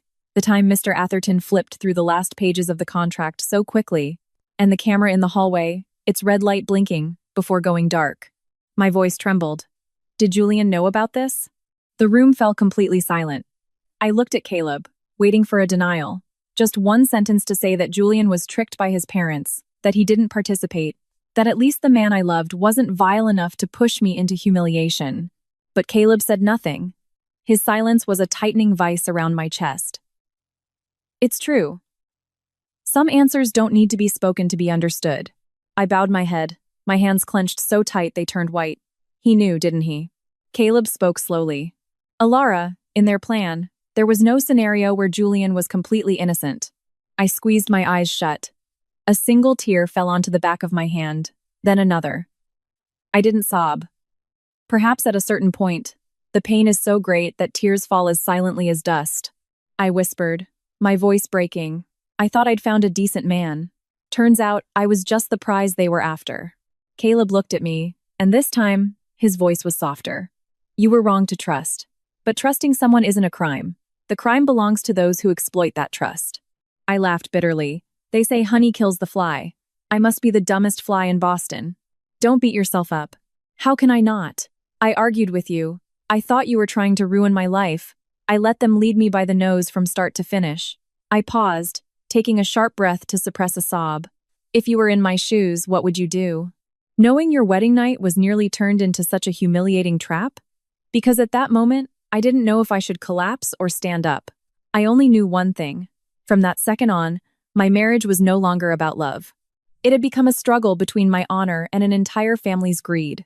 Caleb sat in silence for another moment, then said, The adultery trap failed. They won't stop. I looked up, wiping my tears away forcefully. What do you mean? He enunciated each word clearly. If they can't make you an unfaithful bride, they'll switch tactics. They'll turn you into someone with psychological problems. That's still enough to tell a story that benefits them. Hearing that, I felt a chill creep from my hands up to my neck. It turned out the bucket of ice water hadn't finished pouring. There was a hailstorm waiting for me up ahead. I thought that after the shock of my wedding night, I had hit rock bottom, but no. The bottom for a betrayed woman isn't when she hears the truth. It's when, before the truth has even been digested, others have already constructed a new face for her and shoved it into the mouth of public opinion. That morning, I sat in the safe house, my head throbbing from lack of sleep. Caleb gave me a bowl of plain oatmeal, telling me to eat something warm. I held the spoon but couldn't swallow. The new phone on the table lit up constantly with messages from colleagues and friends, but I didn't dare open them. I was afraid that once I looked at my old life, it would shatter into a million pieces. Around mid-morning, Howard brought in some printouts and a tablet. His face, already serious, was even heavier. They've started. I looked at him, confused. Caleb took the tablet, swiped a few times, and handed it to me. Read this. I took a deep breath and looked at the screen. The front page of a tabloid news site had a headline that hit me like a slap. Bride vanishes on wedding night. Reportedly showed signs of prior mental instability. Below was my wedding photo with Julian, cropped from the hotel's social media page. I read on, my hands growing cold. The article quoted an anonymous source who said that before the wedding, I often showed excessive anxiety, insomnia, and was easily startled. One part even said I felt I was being followed and had multiple baseless suspicions. The wording was clever, never stating anything directly but leading the reader to one conclusion. This bride is not normal. I shot up. What is this? Caleb pulled a few photocopied sheets from a folder. Look at this. I took them. It was a health examination form with my name, my social security number, and the stamp of a private clinic. In the doctor's notes section, the conclusion stated I showed signs of an anxiety disorder, prone to panic, with a tendency toward paranoid delusions under emotional distress. I was so stunned I couldn't breathe. This is impossible. I've never been to a psychologist. Caleb looked at me. Think back. I searched my memory, and then it was as if a curtain was violently ripped open. An afternoon a few weeks ago came into focus. That day, Eleanor had called me over for dinner and said she would take me for a premarital health checkup on the way. She had even laughed. A girl should get checked before getting married, just for peace of mind. It's a hassle to do it after the wedding. I went along without a second thought. At the clinic, they took my blood pressure and drew blood. Then a middle-aged doctor asked a few casual questions. Do you have trouble sleeping? Feeling stressed lately? Have you ever felt pressure from work or family matters? I had given a few vague answers, thinking it was just a standard part of the procedure. I never imagined that from those few casual words, they would manufacture an entire fake psychological profile. I squeezed the paper, my throat tight and burning. She planned this from the start. Caleb replied slowly. Before the wedding, I collapsed into the chair, my mind spinning. The Croft family hadn't just set a trap for the wedding night, they had prepared an escape route. If they couldn't frame me for adultery, they would tell the world the bride ran away due to mental instability. It was a perfect story. It preserved the image of a kind-hearted groom's family while turning me into a problem case. I was still reeling when Howard said, "That's not all." He played another video. This time, it was a short live stream clip cut from a social media account. The person on screen was my Aunt Carol. I froze. She was wearing a purple floral blouse, sitting in her familiar stall at the market, her eyes red and her voice trembling. My niece, Alara, has been sensitive since she was little. Ever since her parents passed, she hasn't been as stable as other people. Caleb loves his sister, but he's too strict, controls her too much. Maybe the pressure of the wedding made her do something rash and run away. I couldn't listen anymore. I slammed the screen off, my hand shaking violently. No, that's impossible. My voice broke as if torn. Aunt Carol would never lie about me. Aunt Carol was my mother's younger sister. When my parents died, she was the one who brought me soup, slipped a few dollars into my hand for milk, and cried with me in the corner of the kitchen. On the days before Christmas, she would sneak over half a pound of ham and a few small fruitcakes, saying, "This is what we have, don't look down on it." I had always believed that no matter where life took me, she would be my family. Yet here she was, telling the world her niece had psychological problems. I covered my face, hot tears streaming down. It wasn't sobbing. It was the kind of tears that are so painful they feel humiliating even as they fall. What did I do to make everyone treat me like this? Caleb sat down next to me, his voice low. Carol is being coerced. I looked up, my tears blurring his glasses. Coerced how? She's $31,000 in debt. The loan sharks are connected to a shell company of Apex Developments. They visited her a few times. I bit my lip until I tasted blood. So being coerced gives her the right to push me under the bus? Caleb didn't answer, because he knew there was no answer that would make me hurt less. That whole afternoon, a flood of similar articles appeared online. Some said I was emotionally weak. Others hinted that I was haunted by a lack of affection from a young age. Some even pitied the kind Croft family for ending up with such a mentally ill bride. Reading them, I felt my body go cold. I remembered Eleanor's eyes every time she held my hand, remembered her saying, "I'll love you, like my own daughter." And then I looked at the fake psychological profile in front of me and laughed until my throat burned. It's true. Some people can show their true colors in a heartbeat. Late in the afternoon, the doorbell rang. A woman in her early 30s with her hair tied back, wearing a beige blouse, walked in. She looked at me for a moment, then placed a briefcase on the table. "Hello, Alara. I'm Leanne Palmer, an old friend of Caleb's." I glanced at my brother. He nodded. "Leanne works in crisis communications. She's here to help you." Leanne pulled up a chair, her voice calm. "Cry if you need to. It's okay. But after you cry, you need to wipe your face and save the evidence. They're trying to tell your story for you. If you stay completely silent, the world will believe whoever talks more." I looked up, still choked with emotion. What can I say now? I've lost my husband, my mother-in-law, and now my own aunt has turned against me. Leanne looked me straight in the eye. "You haven't lost everything. You still have the truth. The question is, are you calm enough to walk with it?" Her words silenced me. Outside the window, the late-year Boston sky began to darken. On the street below, the sound of a distant siren mixed with the traffic. Life went on as normal, as if no one had just been dragged from their wedding night, framed by their in-laws and relatives with a mask of insanity, and hung up online. I clutched the cool glass of water, the feeling of pain gradually mixing with something else not quite strength, but like a smoldering ember in a pile of ash. Maybe people only truly wake up when they have nothing left to be naive about. That evening, Eleanor went live. Leanne was the one who set up the device for me to watch, but before she pressed play, she looked at me carefully. "Are you sure you want to see this?" I sat on the sofa, my hands on my knees. I had barely eaten all day. The oatmeal was cold, the tea was cold, and people's hearts were cold.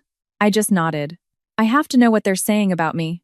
Leanne didn't stop me. The screen showed the living room of the Croft villa, the same place where I had eaten chowder, where I'd heard Eleanor call me her daughter. Now, in the middle of the room, was a wheelchair. Eleanor sat in it, her hair disheveled, her face without makeup. Her eyes were red and swollen, and she was clutching the framed wedding photo of Julian and me. Just looking at it, anyone who didn't know the story would have their heart soften. She raised a handkerchief to her eyes, her voice breaking. I don't know where my Alara is. I just hope she can hear her mother's words. Alara, if you're watching, please come home. I don't blame you, my dear. A chill ran down my spine. The words "I don't blame you" sounded like an embrace, but they were actually a noose. She didn't have to say I was wrong. She just had to say she didn't blame me, and the public would assume I was at fault. So clever. Tears, if shed at the right camera angle, are sharper than any knife. She really knew how to use her tear ducts for PR. Julian sat beside her, wearing a wrinkled shirt, his face stubbled and red-eyed. He looked so worn down that my heart still ached, and I hated myself for it. He bowed his head, his voice hoarse. Alara, I know you were under a lot of pressure. I know I wasn't good enough, but please, don't hide anymore. Come back. Whatever happened, we can talk about it behind closed doors. I don't blame you, and Mom doesn't blame you. I let out a dry, harsh laugh. Leanne looked at me. Do you hear it now? I nodded, my throat tight. They're not saying I left with someone, not saying I did anything wrong, but every word makes people think I'm the one at fault. Caleb stood by the window, his arms crossed. He didn't look at the screen for long, but his jaw was clenched. The comments on the live stream were flying. Poor in-laws, married a mentally unstable bride. Her brother's in law enforcement, he probably took her. A mother-in-law like this, and she still complains? Unbelievable. That Alara girl should speak up, stop making her family suffer. I read a few lines and my hands started to shake. Strangers who had never met me, who had no idea how I was dragged from that room, were passing judgment as if they lived under my bed. The court of public opinion truly needs no evidence, just a Wi-Fi connection. Eleanor continued to cry. I took pity on the girl because she was an orphan. I thought in this house, she would feel less alone, but I don't understand why her brother kept trying to stop the marriage. I just want to ask Caleb, if you are keeping your sister, please let her come home. Don't let your prejudice against my family tear a husband and wife apart. I turned to Caleb. His face was still cold, but his eyes had darkened. He raised a hand, signaling me not to speak. On the screen, Julian suddenly stood up and clasped his hands in front of the camera. Caleb, I'm begging you. I don't know what misunderstanding there is between you and my family, but Alara is my wife. I just want to see her once to know she's safe. He bowed his head very low. A wealthy man, a vice president, bowing before the camera to beg his brother-in-law. It was a beautiful performance. So beautiful it was nauseating. Less than an hour later, Caleb's new phone rang nonstop. There were unknown numbers, colleagues, even superiors. He answered one call, replying only briefly, "Yes, I will be there to give a statement. I understand." I reported the conflict of interest from the beginning. I jumped up. A statement? What for? He hung up and looked at me. I've been asked to take a temporary leave of absence pending an investigation into the complaint. My ears started ringing. Because of me. Because they're trying to frame you as someone who abused his position to take me away. I took a step back, my chest aching. I'm so sorry. Caleb frowned. Don't be sorry. You're not the one who did anything wrong. But if I had listened to you from the start. Alara, he called my name very softly, but it was enough to silence me. Don't punish yourself for someone else's crime. That doesn't help you win. It just makes them stronger. I burst into tears, not out of weakness, but out of rage. The person who raised me, who protected me my whole life, was now being dragged through the mud just for trying to save me.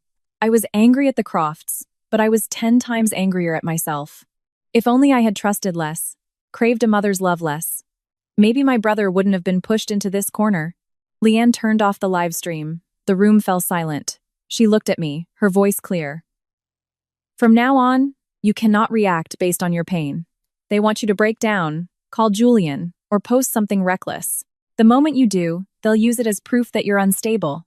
I wiped my tears. So what do I do? First, you learn to tell the truth. I gave a bitter smile. I have to learn to tell the truth?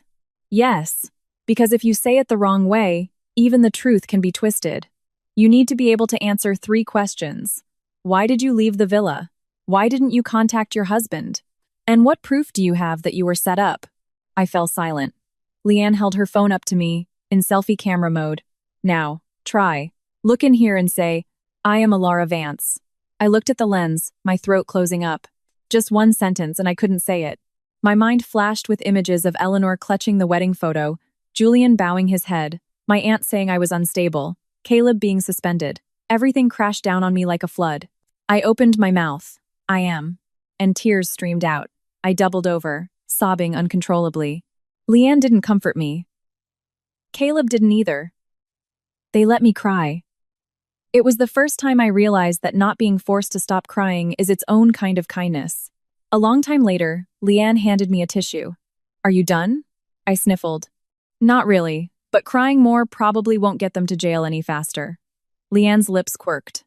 Keep that sentence. Your voice is starting to have some force. I let out a very small laugh, though my eyes were still red. It was the first laugh since my twisted, exhausting wedding night, but at least it was mine. I sat up straight and looked into the camera lens again. My name is Alara Vance. I did not run away because of mental instability. I left my husband's home on my wedding night because I was warned that I was in danger. My voice shook, but this time, it didn't break.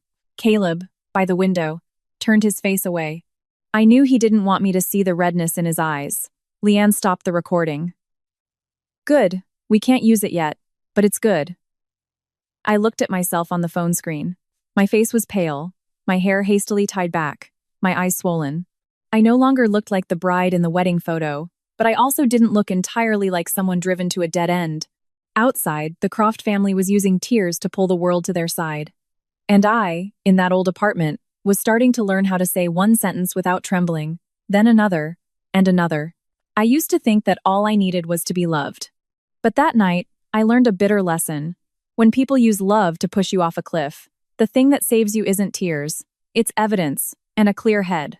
The next morning, I woke up with my head feeling like it was filled with rocks. The night before, I had practiced speaking until my voice was raw. Sometimes I could get out 2 sentences.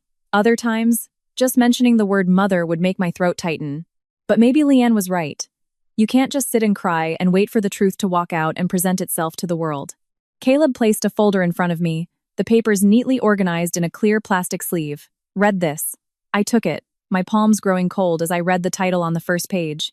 It was a scanned copy of the prenuptial agreement I had signed at the Croft Villa.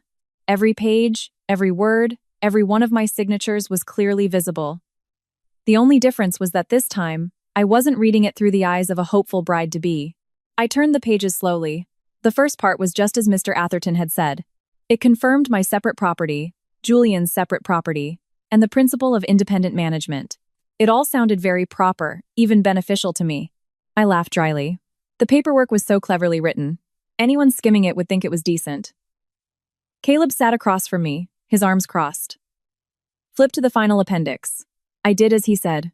The font on the last few pages was much smaller, the sentences long and convoluted. I read each line carefully, and my heart sank when I reached that one clause. Should one party engage in marital infidelity, causing severe damage to the honor, reputation, and commercial interests of the other party, the aggrieved party has the right to demand compensation for actual damages and to request cooperation in the disposition of related assets to rectify the consequences. I gripped the edge of the paper. Cooperation in the disposition of assets. The wording was so vague, Caleb nodded.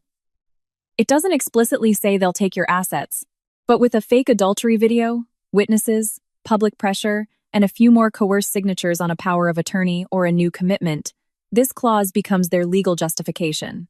I looked at my signature at the bottom of the appendix and felt as if I'd been slapped. Why didn't I demand to take it home to read?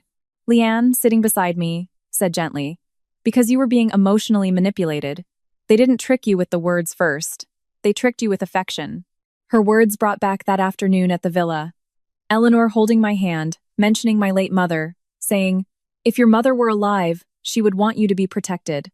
And Mr. Atherton, breezing through the final pages with a smile, saying, just some general principles, Alara. At the time, I even felt lucky to have met such an honorable family. Looking back now, it's true what they say. You don't know who's who until the house is on fire. The only problem was, my house hadn't even caught fire, and the rats had already chewed through the foundation. I put the papers down and took a deep breath. It's not just this contract. Caleb looked at me. What do you remember? I closed my eyes for a moment, organizing the jumbled pieces of memory. Before the wedding, Julian borrowed my phone many times. Once, he said he was booking a car to see a restaurant. Another time, he said he was paying for honeymoon tickets. Another time, he asked for a confirmation code to log into an account because the reservation email was sent to my phone. Leanne immediately asked, "Did you give it to him?" "Yes. I read the codes to him directly." Caleb let out a very faint sigh but didn't blame me. He just asked, "What else?" He took photos of my ID several times, saying he needed it for hotel procedures, wedding paperwork, registering for some service. I didn't pay much attention. Email. I flinched. Yes. Once, he held my phone for a while and asked for my email password, saying he needed to check a confirmation from a resort. I even teased him for being so clumsy. As I said it, a chill ran down my spine. One small thing, then another. Each one was harmless on its own, but together, they formed a hand that was slowly reaching into all my documents and accounts. Caleb opened his laptop and turned the screen toward me. "Try logging into your backup email." I did. The inbox appeared, filled with hundreds of old messages. Caleb told me to look for login security alerts. I scrolled down a bit and found several emails reporting logins from unfamiliar devices on evenings leading up to the wedding. I had been too busy then to notice. Then, a draft email appeared in my saved folder. I clicked on it, my hand shaking. It was an incomplete application to a bank, with attached scans of my stock certificates, information on the Riverside property, and a proposal for asset verification. The recipient was an internal email address at a bank branch. I opened my mouth but couldn't speak. Caleb said slowly, "They were preparing a parallel track to seize your assets alongside the adultery trap. If you were pushed into a weak position, they would both force you to sign and use the copied documents and your signature sample to push the paperwork through." "Which bank?" "The branch where Brian Keller is in charge." I frowned. I had never heard the name, but from Caleb's expression, I knew the man was shady. "Who is he?" "A vice president of the branch, close with Donovan Croft. The kind of person whose eyes light up brighter than stage lights at the sight of money." I bit my lip, my heart racing, but this time it wasn't panic. It felt like a simmering rage that was finally finding a direction. So what do I do? Caleb pulled a few drafted documents from his briefcase. "First, we block all the holes. You sign these dispute notices and requests to temporarily freeze all transactions related to assets in your name. Send them to the bank, the land registry office, notary offices, and the brokerage firm. Do it by the book, with legal grounds and a confirmed signature, and they will be forced to review everything." I took each paper. The legal jargon was as dense as before, but this time I read it with clarity. Not because I had become smarter overnight, but because I had been hurt enough to understand that every word could either save me or kill me. Leanne looked at me and smiled faintly. "See? Your accounting skills are coming in handy." I let out a half-sad, half-bitter breath. First time I've ever found being meticulous so useful. That entire afternoon, I sat with Caleb, reviewing every piece of information. The parcel number, the map number, the brokerage account number, the address of the old house, the stock information, and all the dates I suspected my accounts were illicitly accessed. If I was unsure about something, I racked my brain until my head throbbed. But strangely, the more I worked, the clearer my mind became. By the end of the afternoon, the notices had been sent out through the proper channels. I signed the last document, my palms damp with sweat. After signing, I looked up at Caleb. "Is that it?" He shook his head. "No. This is the beginning." I gave a tired laugh. That sounded just like him. About an hour later, Caleb's phone rang.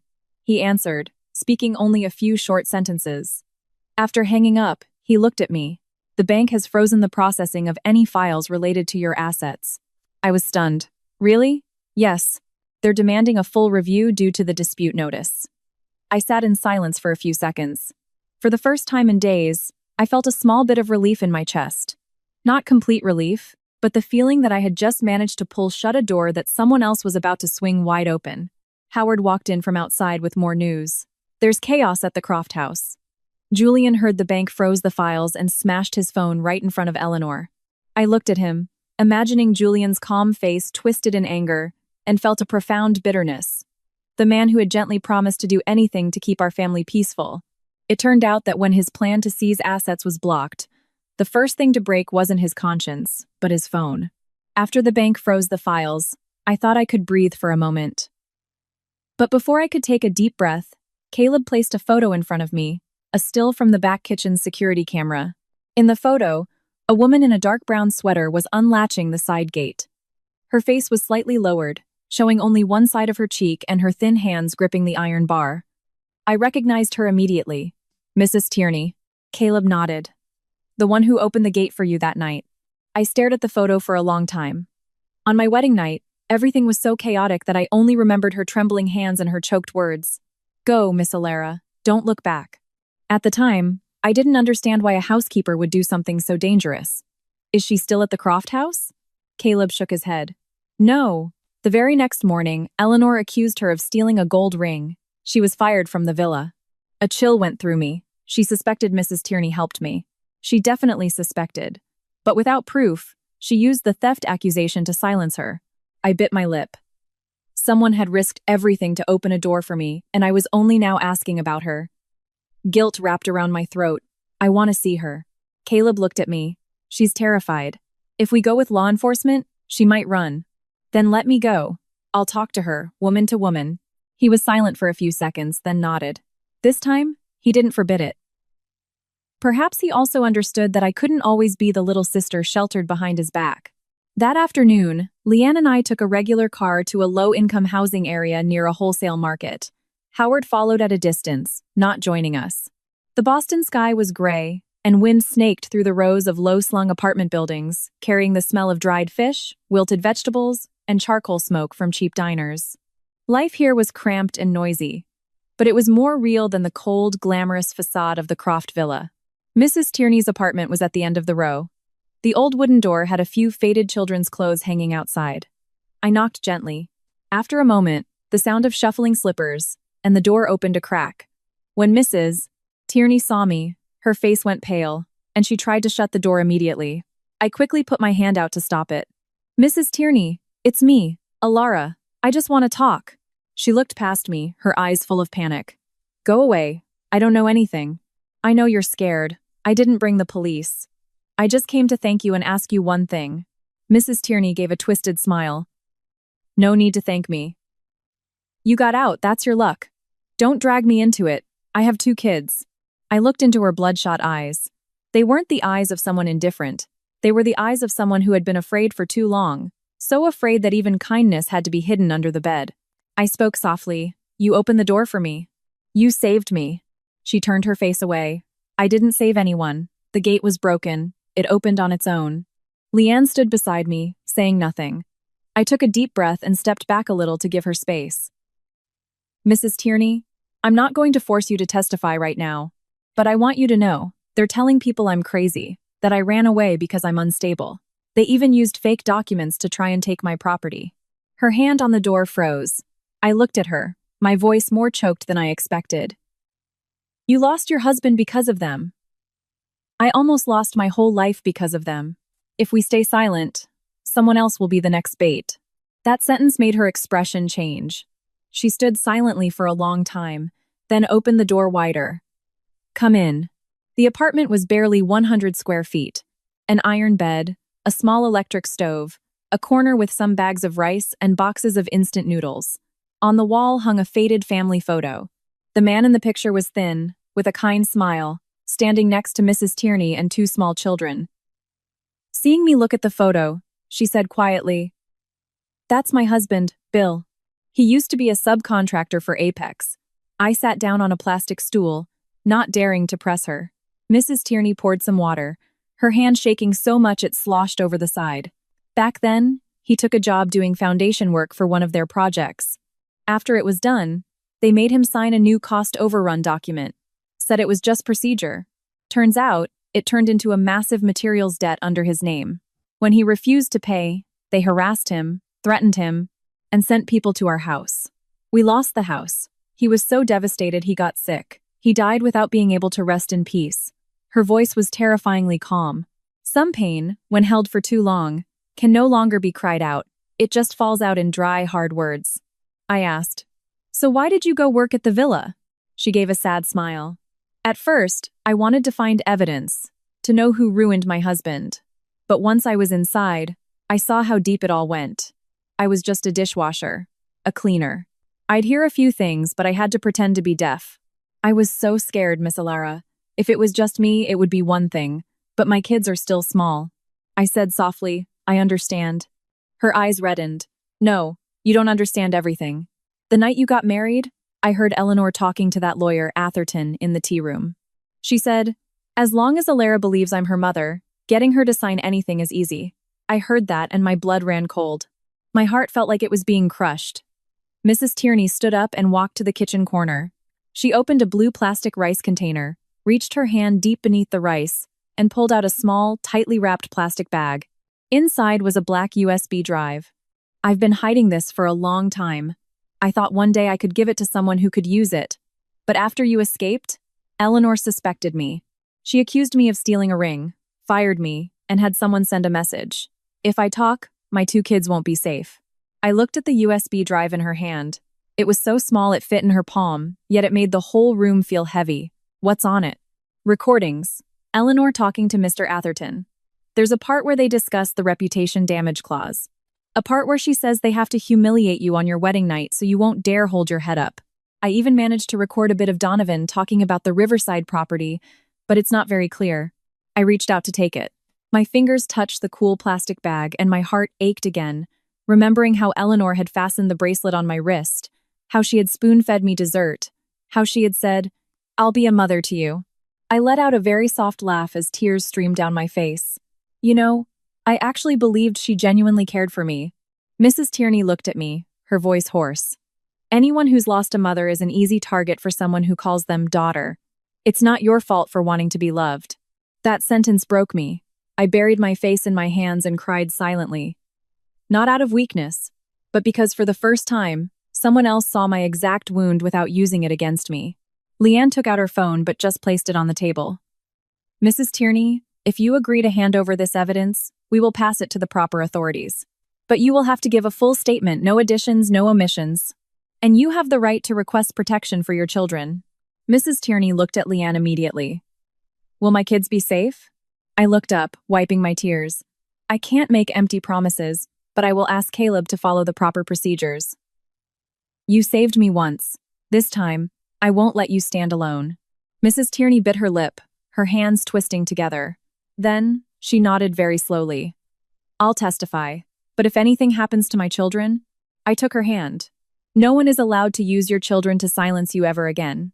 She burst into tears, a small, choked sound that had been suppressed in her chest for years. Leaving the apartment complex, I held the USB drive in my jacket pocket, my hand covering it the entire way back. On the street, people were still haggling over vegetables, calling out to each other on the sidewalk. Life was so normal that our pain seemed like a private matter no one knew about. But I knew that from that tiny USB drive, Eleanor Croft's mask of the benevolent mother-in-law had just begun to crack. The USB from Mrs. Tierney was handed over that same night. Caleb didn't keep it in the apartment for long. He said that the more important the evidence, the more you couldn't give anyone an excuse to say you fabricated it. Everything had to go through the right people, the right procedures, with receipts, copies, and seals. It sounded as dry as a forgotten cracker, but after everything that had happened, I was starting to understand. If we made one wrong move, the Croft family would have an excuse to twist the other 100 steps we took. The next morning, as I was halfway through a bowl of chicken noodle soup Leanne had brought, her phone started vibrating nonstop. She glanced at the screen, her expression changing instantly. Lara, stay calm. I put down my chopsticks. What now? Leanne turned the phone towards me. A video was going viral. The title hit me like a slap. Missing bride spotted entering hotel with strange man. I felt my hands go cold. In the clip, a woman in a gray jacket with her hair tied back walked beside a tall man. The man's face was blurred. They walked through a lobby with glass doors, a reception desk, and a brightly lit hallway visible behind them. The angle was shaky, as if from a security camera. The woman was me. I felt the blood drain from my body. No, this was the day I was brought to the safe house. Leanne nodded. I know that, but the people watching don't. The comments under the clip were multiplying by the second. Someone sneered that I was playing the victim role too well. Someone else said Julian was a pitiful man, betrayed on his wedding night. Another even dragged Caleb into it, saying he was covering for his sister. I read a few lines and had to put the phone face down on the table. My throat tightened, and the soup in front of me suddenly smelled so foul I couldn't swallow. I shot up and paced the room. They're this despicable? Mrs. Tierney just gave us the USB, and they're already releasing this. Caleb, who had just finished a call by the door, looked tense. They might have known you met with her, or they guessed we were about to get evidence, so they struck first. My voice trembled. What do I do? Just sit here again? Leanne looked at me. No. This time. You watch the clip carefully. I turned back, almost unable to believe my ears. Watch what? It's obviously doctored. If you want to say it's doctored, you have to point out how. Emotion doesn't beat a data file, Alara. I took a deep breath and sat down. Leanne played the clip on a larger screen, slowing down the speed. I watched every frame. At first, my vision was blurred with anger, but the more I watched, the more I noticed something was off. Stop. Right there. Leanne paused it. I pointed to the left side of the frame, where a blue sign was hanging on the wall. That's not a hotel policy sign. Caleb came closer. Are you sure? I looked closer. The text on the sign was blurry, but I could still make out a few words. Residents, please, and do not park at entrance. I said quickly, hotels don't say residents. This is a notice for an apartment building. It's the lobby of the safe house where I was brought. Leanne immediately took a screenshot. Excellent. What else? I replayed the part where I walked past the glass door. Suddenly, my eyes locked on my own wrist. A small brown fabric bracelet appeared for a split second. I held up my wrist. I was still wearing it. You gave this to me after I left the villa. Leanne nodded. Right. The next morning, I told you to wear it because the sapphire bracelet was too recognizable. I felt my heart pound. But the post says this clip was filmed before I went missing. If it was before, I wouldn't have been wearing this. Caleb looked at me, and for the first time in days, his eyes lit up a little. Do you remember the exact moment Leanne gave you the bracelet? I remember. It was when you were making me practice speaking in front of the camera. I was crying so hard my hands were cold. She took it off her own wrist and gave it to me, said to hold on to something so I wouldn't shake. Leanne smiled faintly. Well, I'll be. My $2 bracelet from a street fair finally gets to be a star witness. Life really knows how to be resourceful.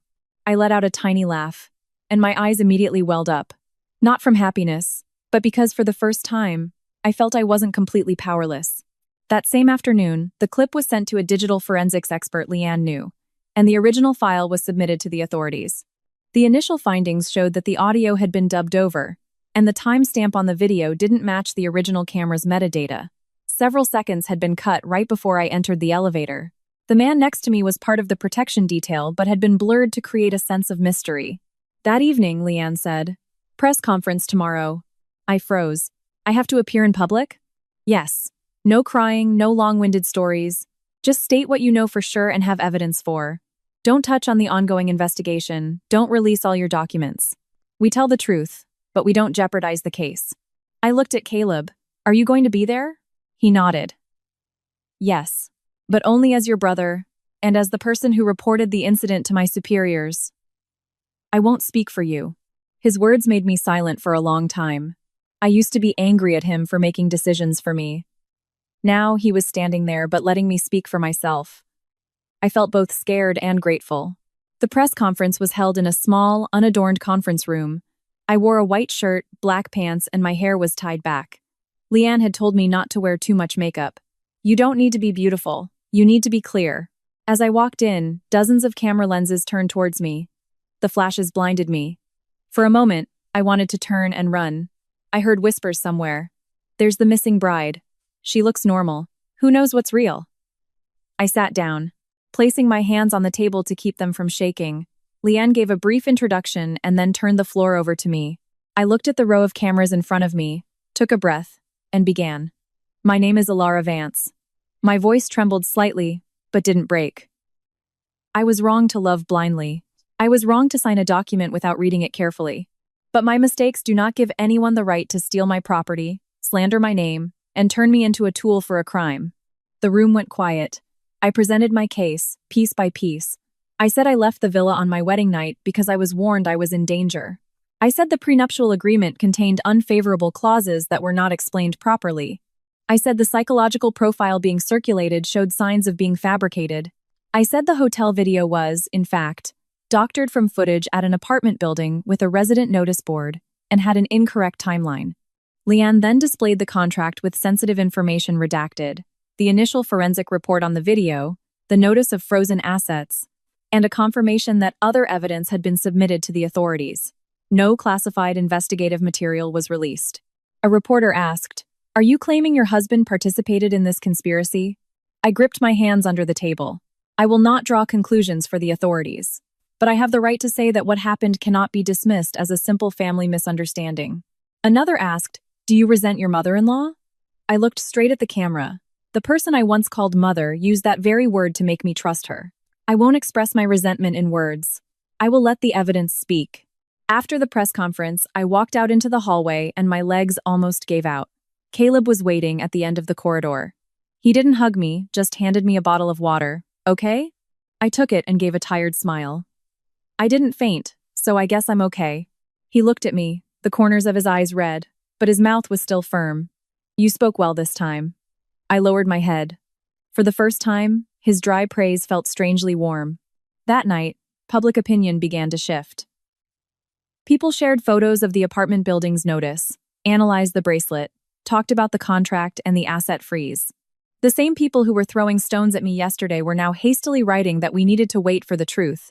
Public opinion does a complete 180 faster than you can blink. But I didn't feel much joy. I just sat by the window of the safe house, looking at my reflection in the glass. I knew the mask of the Croft family had just cracked a little more. And when a mask cracks, the person wearing it will certainly not sit still and watch it fall. After the press conference, I didn't return to the same safe house. Leanne said the location had drawn too much attention. Even though no one had publicly revealed the address, the Croft family had money, connections, and a habit of reaching into places ordinary people wouldn't expect. So, the support team decided to move me to another secure location. I sat in a small waiting room behind the conference center, still clutching the water bottle Caleb had given me. My throat was dry, and my head felt as heavy as if I were balancing the ceiling on it. Online, public opinion was shifting. Eleanor was turning from a pitiable mother-in-law into a suspected manipulator. Julian, from a heartbroken groom to a person of interest. But the more that happened, the more uneasy I felt. Leanne sat beside me, scrolling through her phone. "They're too quiet." I looked at her. "Quiet is scary too?" For normal people, quiet means they're thinking. For people like Donovan Croft, quiet usually means they're planning a different move. Caleb, standing near the door, heard this but said nothing. He just glanced at his watch and then turned to me. "The car will be here in 10 minutes. You go with Leanne. I'll take a different car." I nodded. By then, I had learned one thing. When the person protecting you speaks in short sentences, it's best not to ask extra questions. We humans have a habit of wanting long explanations during dangerous moments, like in a TV drama. By the time the explanation is over, the villain is already standing behind you. I didn't want to be that frustrating character. Almost 10 minutes later, Leanne's phone indicated the car had arrived. She looked at the screen, read the license plate, and said, "Silver sedan.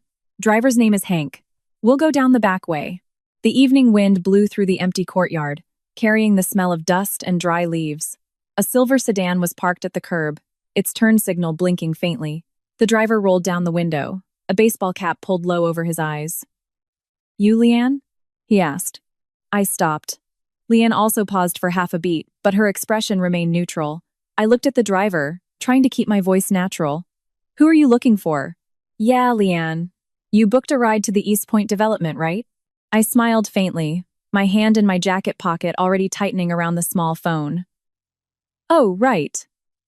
But I forgot my briefcase upstairs. Can you wait 2 minutes?" The driver hesitated, his eyes darting quickly toward Leanne. "Sure, but please be quick. No parking here." "Okay, I'll be right back." I turned and walked slowly back inside. The moment I was out of the car's line of sight, I quickly texted Caleb just 3 words. The red cardinal. It was our emergency signal. My heart was pounding so hard my fingers trembled as I typed. Leanne walked close beside me, her voice as low as a breath. "He used the wrong name for me." I nodded. "You've never used that name. Good catch. Don't look back." Less than a minute later, Caleb appeared from another hallway with 2 plainclothes officers. His face was ice. He didn't ask me anything, just gestured for us to step further inside. Everything happened very quickly. Just as the silver car was about to pull away, another vehicle blocked its path. Howard appeared from nowhere and wrenched open the driver's side door. The driver started to argue. What are you guys doing? I'm just a rideshare driver. Howard's voice was low and menacing. Get out of the car. The man's face went pale. Another officer opened the trunk. I stood behind the glass door, watching, my legs turning to ice. Inside the trunk was a black duffel bag. When it was opened, it revealed a set of women's clothing almost identical to what I was wearing. A scarf, an opened bottle of water, a few pills in an unlabeled blister pack, and an old phone. Caleb picked up the phone. The screen was still on. In the drafted messages was a single line. I'm going back to my husband's house to talk voluntarily. Please don't look for me. My chest tightened. If I had gotten into that car, in just a few hours, they would have had another story about me. This time, not a bride with mental issues, but a wife who voluntarily returned and then disappeared. Their evil wasn't loud. It was neat, with a pre-written text message for the victim. It was the devil's all-inclusive service. Leanne gently touched my wrist. Are you okay? I swallowed hard. Not okay, but I'm still standing. Caleb turned and looked at me for a few seconds. I knew he wanted to ask many things, but he just said, "You did the right thing." Those 5 words made me want to cry. Not because I was praised, but because for the first time I had recognized the trap myself before someone else pulled me out. The driver was detained for questioning. At first, he denied everything, claiming he got the ride request through an app. But a second phone in his pocket had a call history with an unknown number, made repeatedly in the 2 hours before the press conference. Howard glanced at the list, his expression darkening. There's a network behind this. Caleb nodded. Then, Howard's phone buzzed. He answered, speaking only a few short words. When he turned back, his voice was even lower. Caleb. Donovan and Julian just left the villa. Not heading to the office. They're going toward the old industrial park east of the city. Caleb immediately asked, How many cars? 2. One is Donovan's car. The other is a small truck following behind, probably carrying documents. I heard Julian's name and my heart still clenched, disgustingly. Some wounds are just stubborn. You know the person hurt you, but their name still causes pain. I gripped the arm of a chair. Julian went too? Caleb looked at me, his eyes not accusatory, just sad. Yes. That single word shattered the last of my illusions. I was moved to another small room to wait. Outside, the sound of hurried footsteps echoed constantly. Caleb conferred with the independent team. Howard reported the direction of movement. Leanne secured the data from the fake car. Everything was moving fast, and I sat in the middle of a bright white room, feeling like someone who had just escaped a deep pit only to find a massive chasm at her feet. A short while later, Caleb came in. His face was tense but very clear. You stay here with Leanne. My team and I have to go. I shot up. Go where? The old industrial park. It's possible they're destroying evidence. My voice trembled. Is it dangerous? He looked at me, not avoiding the question this time. It could be. But we have a team in place. I'm not going alone. I clenched my hands, my nails digging into my palms. Caleb. He paused. I know. I won't follow. I won't call around. I won't cause trouble. The corner of his mouth twitched, as if he wanted to smile but couldn't. Getting smarter. I took a deep breath. If you're almost tricked to death and don't get smarter, you're just insulting their performance. He looked at me for another second, then turned and left. The door closed behind him. I stood still for a long time. In the hallway, the sound of radios, phone calls, cars leaving, and Leanne speaking quietly to someone about backing up evidence. And in my heart, the image of that phone with the pre-written message kept replaying. They didn't just want me silent. They wanted me, or something that looked like me, to personally confirm that silence. That night, knowing Donovan and Julian were heading to the old industrial park, I understood my marriage was just a glossy coat of paint on a rotten door. Behind that door wasn't family, wasn't love, but a deep pit filled with fake documents, debt, and people willing to push others down to save themselves. I wasn't at the old industrial park that night. I just sat in the small room behind the conference center, hands wrapped around a cold cup of water, staring at the closed door. Leanne was beside me, occasionally answering her phone in a low voice. Every time her screen lit up, my heart jumped as if yanked by a string. They say waiting is torture. I agree. Especially when someone you love is walking into danger, and the man who was once your husband is on the other side. About an hour later, Leanne got a call. She listened without asking much, her expression changing almost imperceptibly. But I saw it immediately. Something happened, didn't it? She looked at me for a few seconds. Caleb's team has reached the warehouse. Just stay calm. I gave a bitter laugh. Stay calm must be the most useless phrase in the English language, but everyone loves to say it when someone else is about to lose their mind.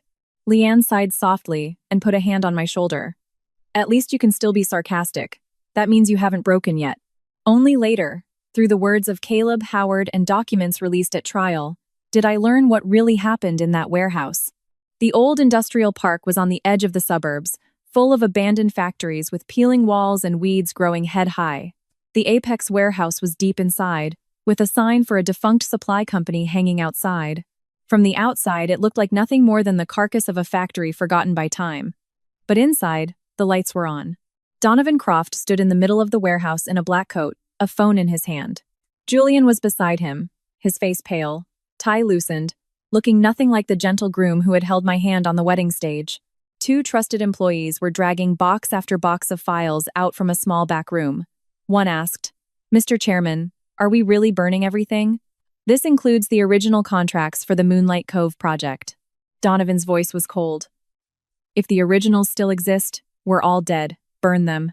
Julian, standing nearby, his voice trembling. "Dad, what about Mom? She's being dragged through the mud everywhere. If we don't handle the media now..." Donovan turned to his son. Just one look, and Julian fell silent. "Save the papers first. We'll deal with the people later." Hearing that sentence retold later, I sat in silence for a long time. It turned out I wasn't the only pawn in the Croft family. Eleanor, Julian, even their family's reputation were all just things to be sacrificed if necessary.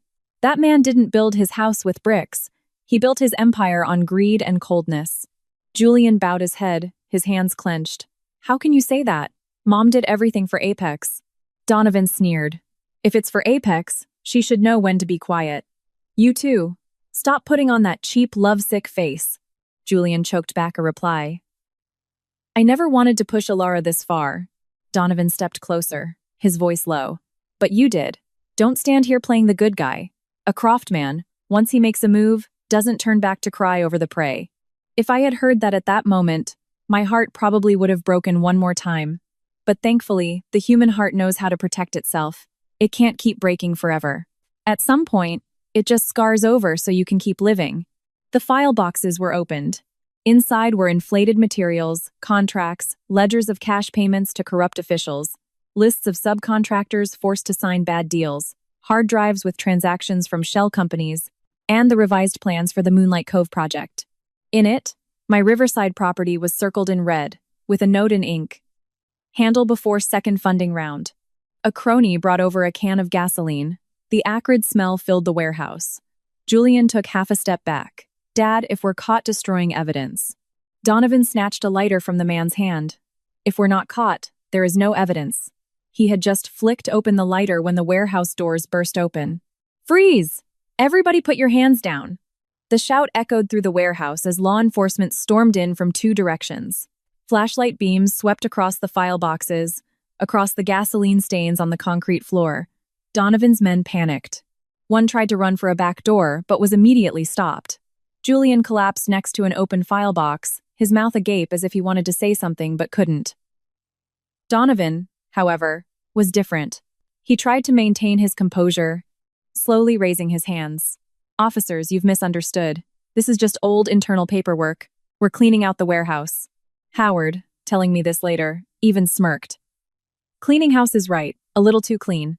An officer pointed to the gasoline can and the lighter in Donovan's hand and requested his cooperation. The entire scene was documented. Only then did Donovan's face finally change.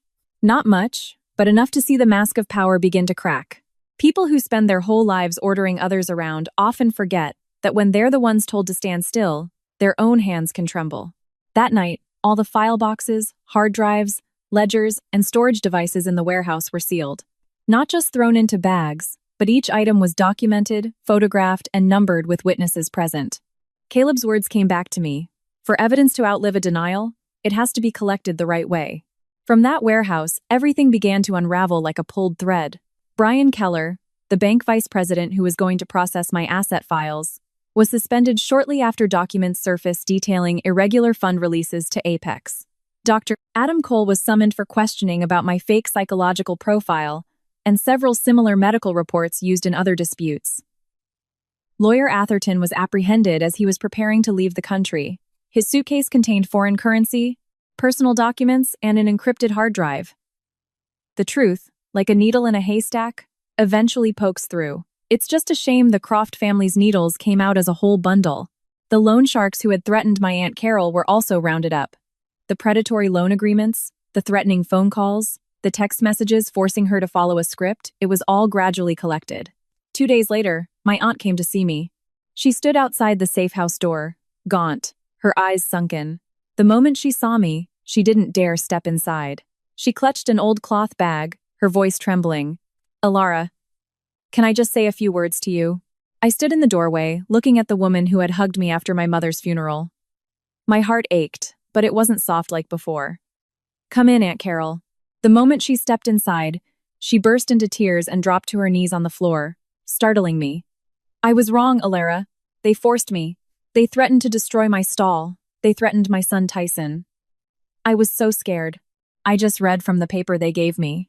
I looked at her, my throat tight. Having a relative kneel before you isn't always a moment of triumph. Some wounds haven't even scabbed over, and seeing the person who caused them cry just makes you tired. I said slowly, "Get up. I don't want anyone kneeling in front of me." She shook her head, sobbing. "I failed your mother. When she died, I promised I would love you, but..." I cut her off, my voice colder than I intended. "You loved me, but when they needed someone to say I was unstable, you still said it." Aunt Carol bowed her head, ashamed. "I know. I'm not asking for your forgiveness. I'll confess everything. Who gave me the money, who gave me the script, who called and threatened me. I'll tell them everything." I was silent for a long time. Eleanor's words echoed in my head. Blood is thicker than water, after all. That drop of blood was real, but when mixed with fear and debt, it could turn just as murky. "Finally," I said, "just tell the truth. We can talk about family later." Aunt Carol looked up at me, tears streaming down her face, but this time, I didn't step forward to help her up. I didn't hate her enough to want her to drown in her guilt, but I was no longer the niece who could forget every knife wound at the sound of a single sob. Outside, the Apex warehouse was sealed. The people who thought they could use money, tears, and power to rewrite reality were finally starting to be dragged down by their own paperwork. As for me, I understood very clearly. The road ahead still had interrogations, a trial, and denials. But from the night that warehouse door was kicked open, the Croft family was no longer looking down on us from above. They had started to fall. The first time I saw Julian Croft again was in a bright white interrogation room. He was much thinner, the clothes hanging loosely on his frame, his eyes sunken. His hands, placed on his knees, were trembling. The moment I walked in, Julian shot to his feet. If an officer hadn't restrained him, he probably would have lunged toward me. "Alara, please, let me explain." I sat down, placing both hands on the table. It was strange. I thought I would be shaking, but looking at the man who had slept beside me on my wedding night, all I felt was a cold, empty space. Julian started to cry. "I really loved you. I swear I really loved you. At first I was just going along with my parents, but the more time I spent with you, the more I cared. I was forced into it, Alara. I was afraid Apex would collapse, afraid my parents would go to jail, afraid of losing everything." I looked at him for a long time. "You were afraid of losing everything, so you chose to let me lose my dignity, my assets, and my entire life." Julian hung his head. "I didn't think it would go this far." I gave a bitter laugh. That's what everyone who holds a knife says after they've stabbed someone. "You knew I was innocent, yet you let them set the trap, so your love couldn't save me. It just made your crime more cowardly." Julian looked up, tears streaming down his face, but his tears couldn't touch me anymore. Eleanor Croft was different. When she was brought in for questioning, she didn't cry. Her hair had more gray in it, but her eyes were still sharp and cold. She looked me up and down, a sneer on her lips. "The ungrateful orphan. My family gave you a name, and you turned around and bit us." I heard the word orphan, and my heart still twinged, but this time, I didn't look down. "The name you gave me was a trap." She laughed. "You think you're so valuable? If it wasn't for that piece of land, do you think you could have ever stepped foot in the Croft house?" The room fell silent. Her own arrogance had torn the last of her masks to shreds. When questioned about the prenuptial agreement, She said in a fit of rage, "I called her daughter. I gave her a bracelet. Of course she'd believe me." The girl was desperate for a mother. A few sweet words and she melts. "I told my husband we shouldn't have been so direct. If we had just handled it cleanly from the start instead of staging that ridiculous adultery scene." I sat in silence. Not because it didn't hurt, but because some words are so toxic, you just have to let them expose themselves. Donovan Croft came in last. He still tried to maintain an air of calm. He claimed the marriage trap was his wife and son's idea, and that he was just a businessman whose subordinates had misled him. But the ledgers from the warehouse, the encrypted hard drive, the testimonies from his lawyer, the notary, Mrs. Tierney, and the bank data had blocked every one of his escape routes. A man who spends his life on high ground for too long often forgets that the earth remembers every footprint. The trial took place a few months later. That day, I wore a cream-colored blouse, and my hair was tied back neatly. Caleb sat behind me. Howard, Mrs.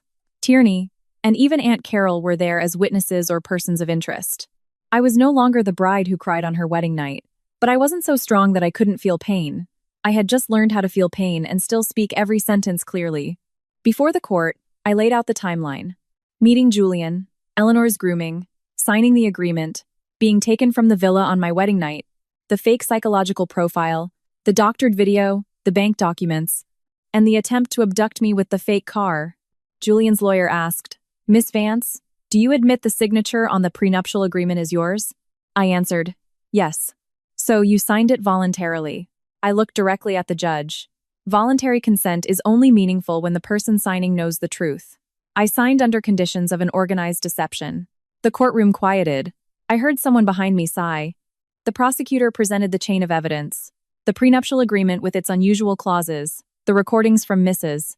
Tierney's USB, Howard's testimony, the forensic report on the video, the fake psychological profile from Dr. Cole, the bank data from Brian Keller, the papers from the warehouse, the cash payment ledgers, and the transactions through the shell companies.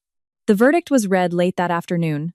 Donovan Croft received a life sentence after his various economic crimes, conspiracy to destroy evidence, and related charges were combined. Eleanor Croft received 17 years for her role as an active accomplice in fraud, slander, media manipulation, and organizing the trap for her daughter-in-law. Julian Croft received 19 years for his direct participation in the scheme to defraud, use of forged documents, and aiding in the destruction of evidence. The lawyer, the doctor, the banker, and others involved received their own corresponding sentences. As he was being led away, Julian turned back and called to me, "Alara, you still love me, right?"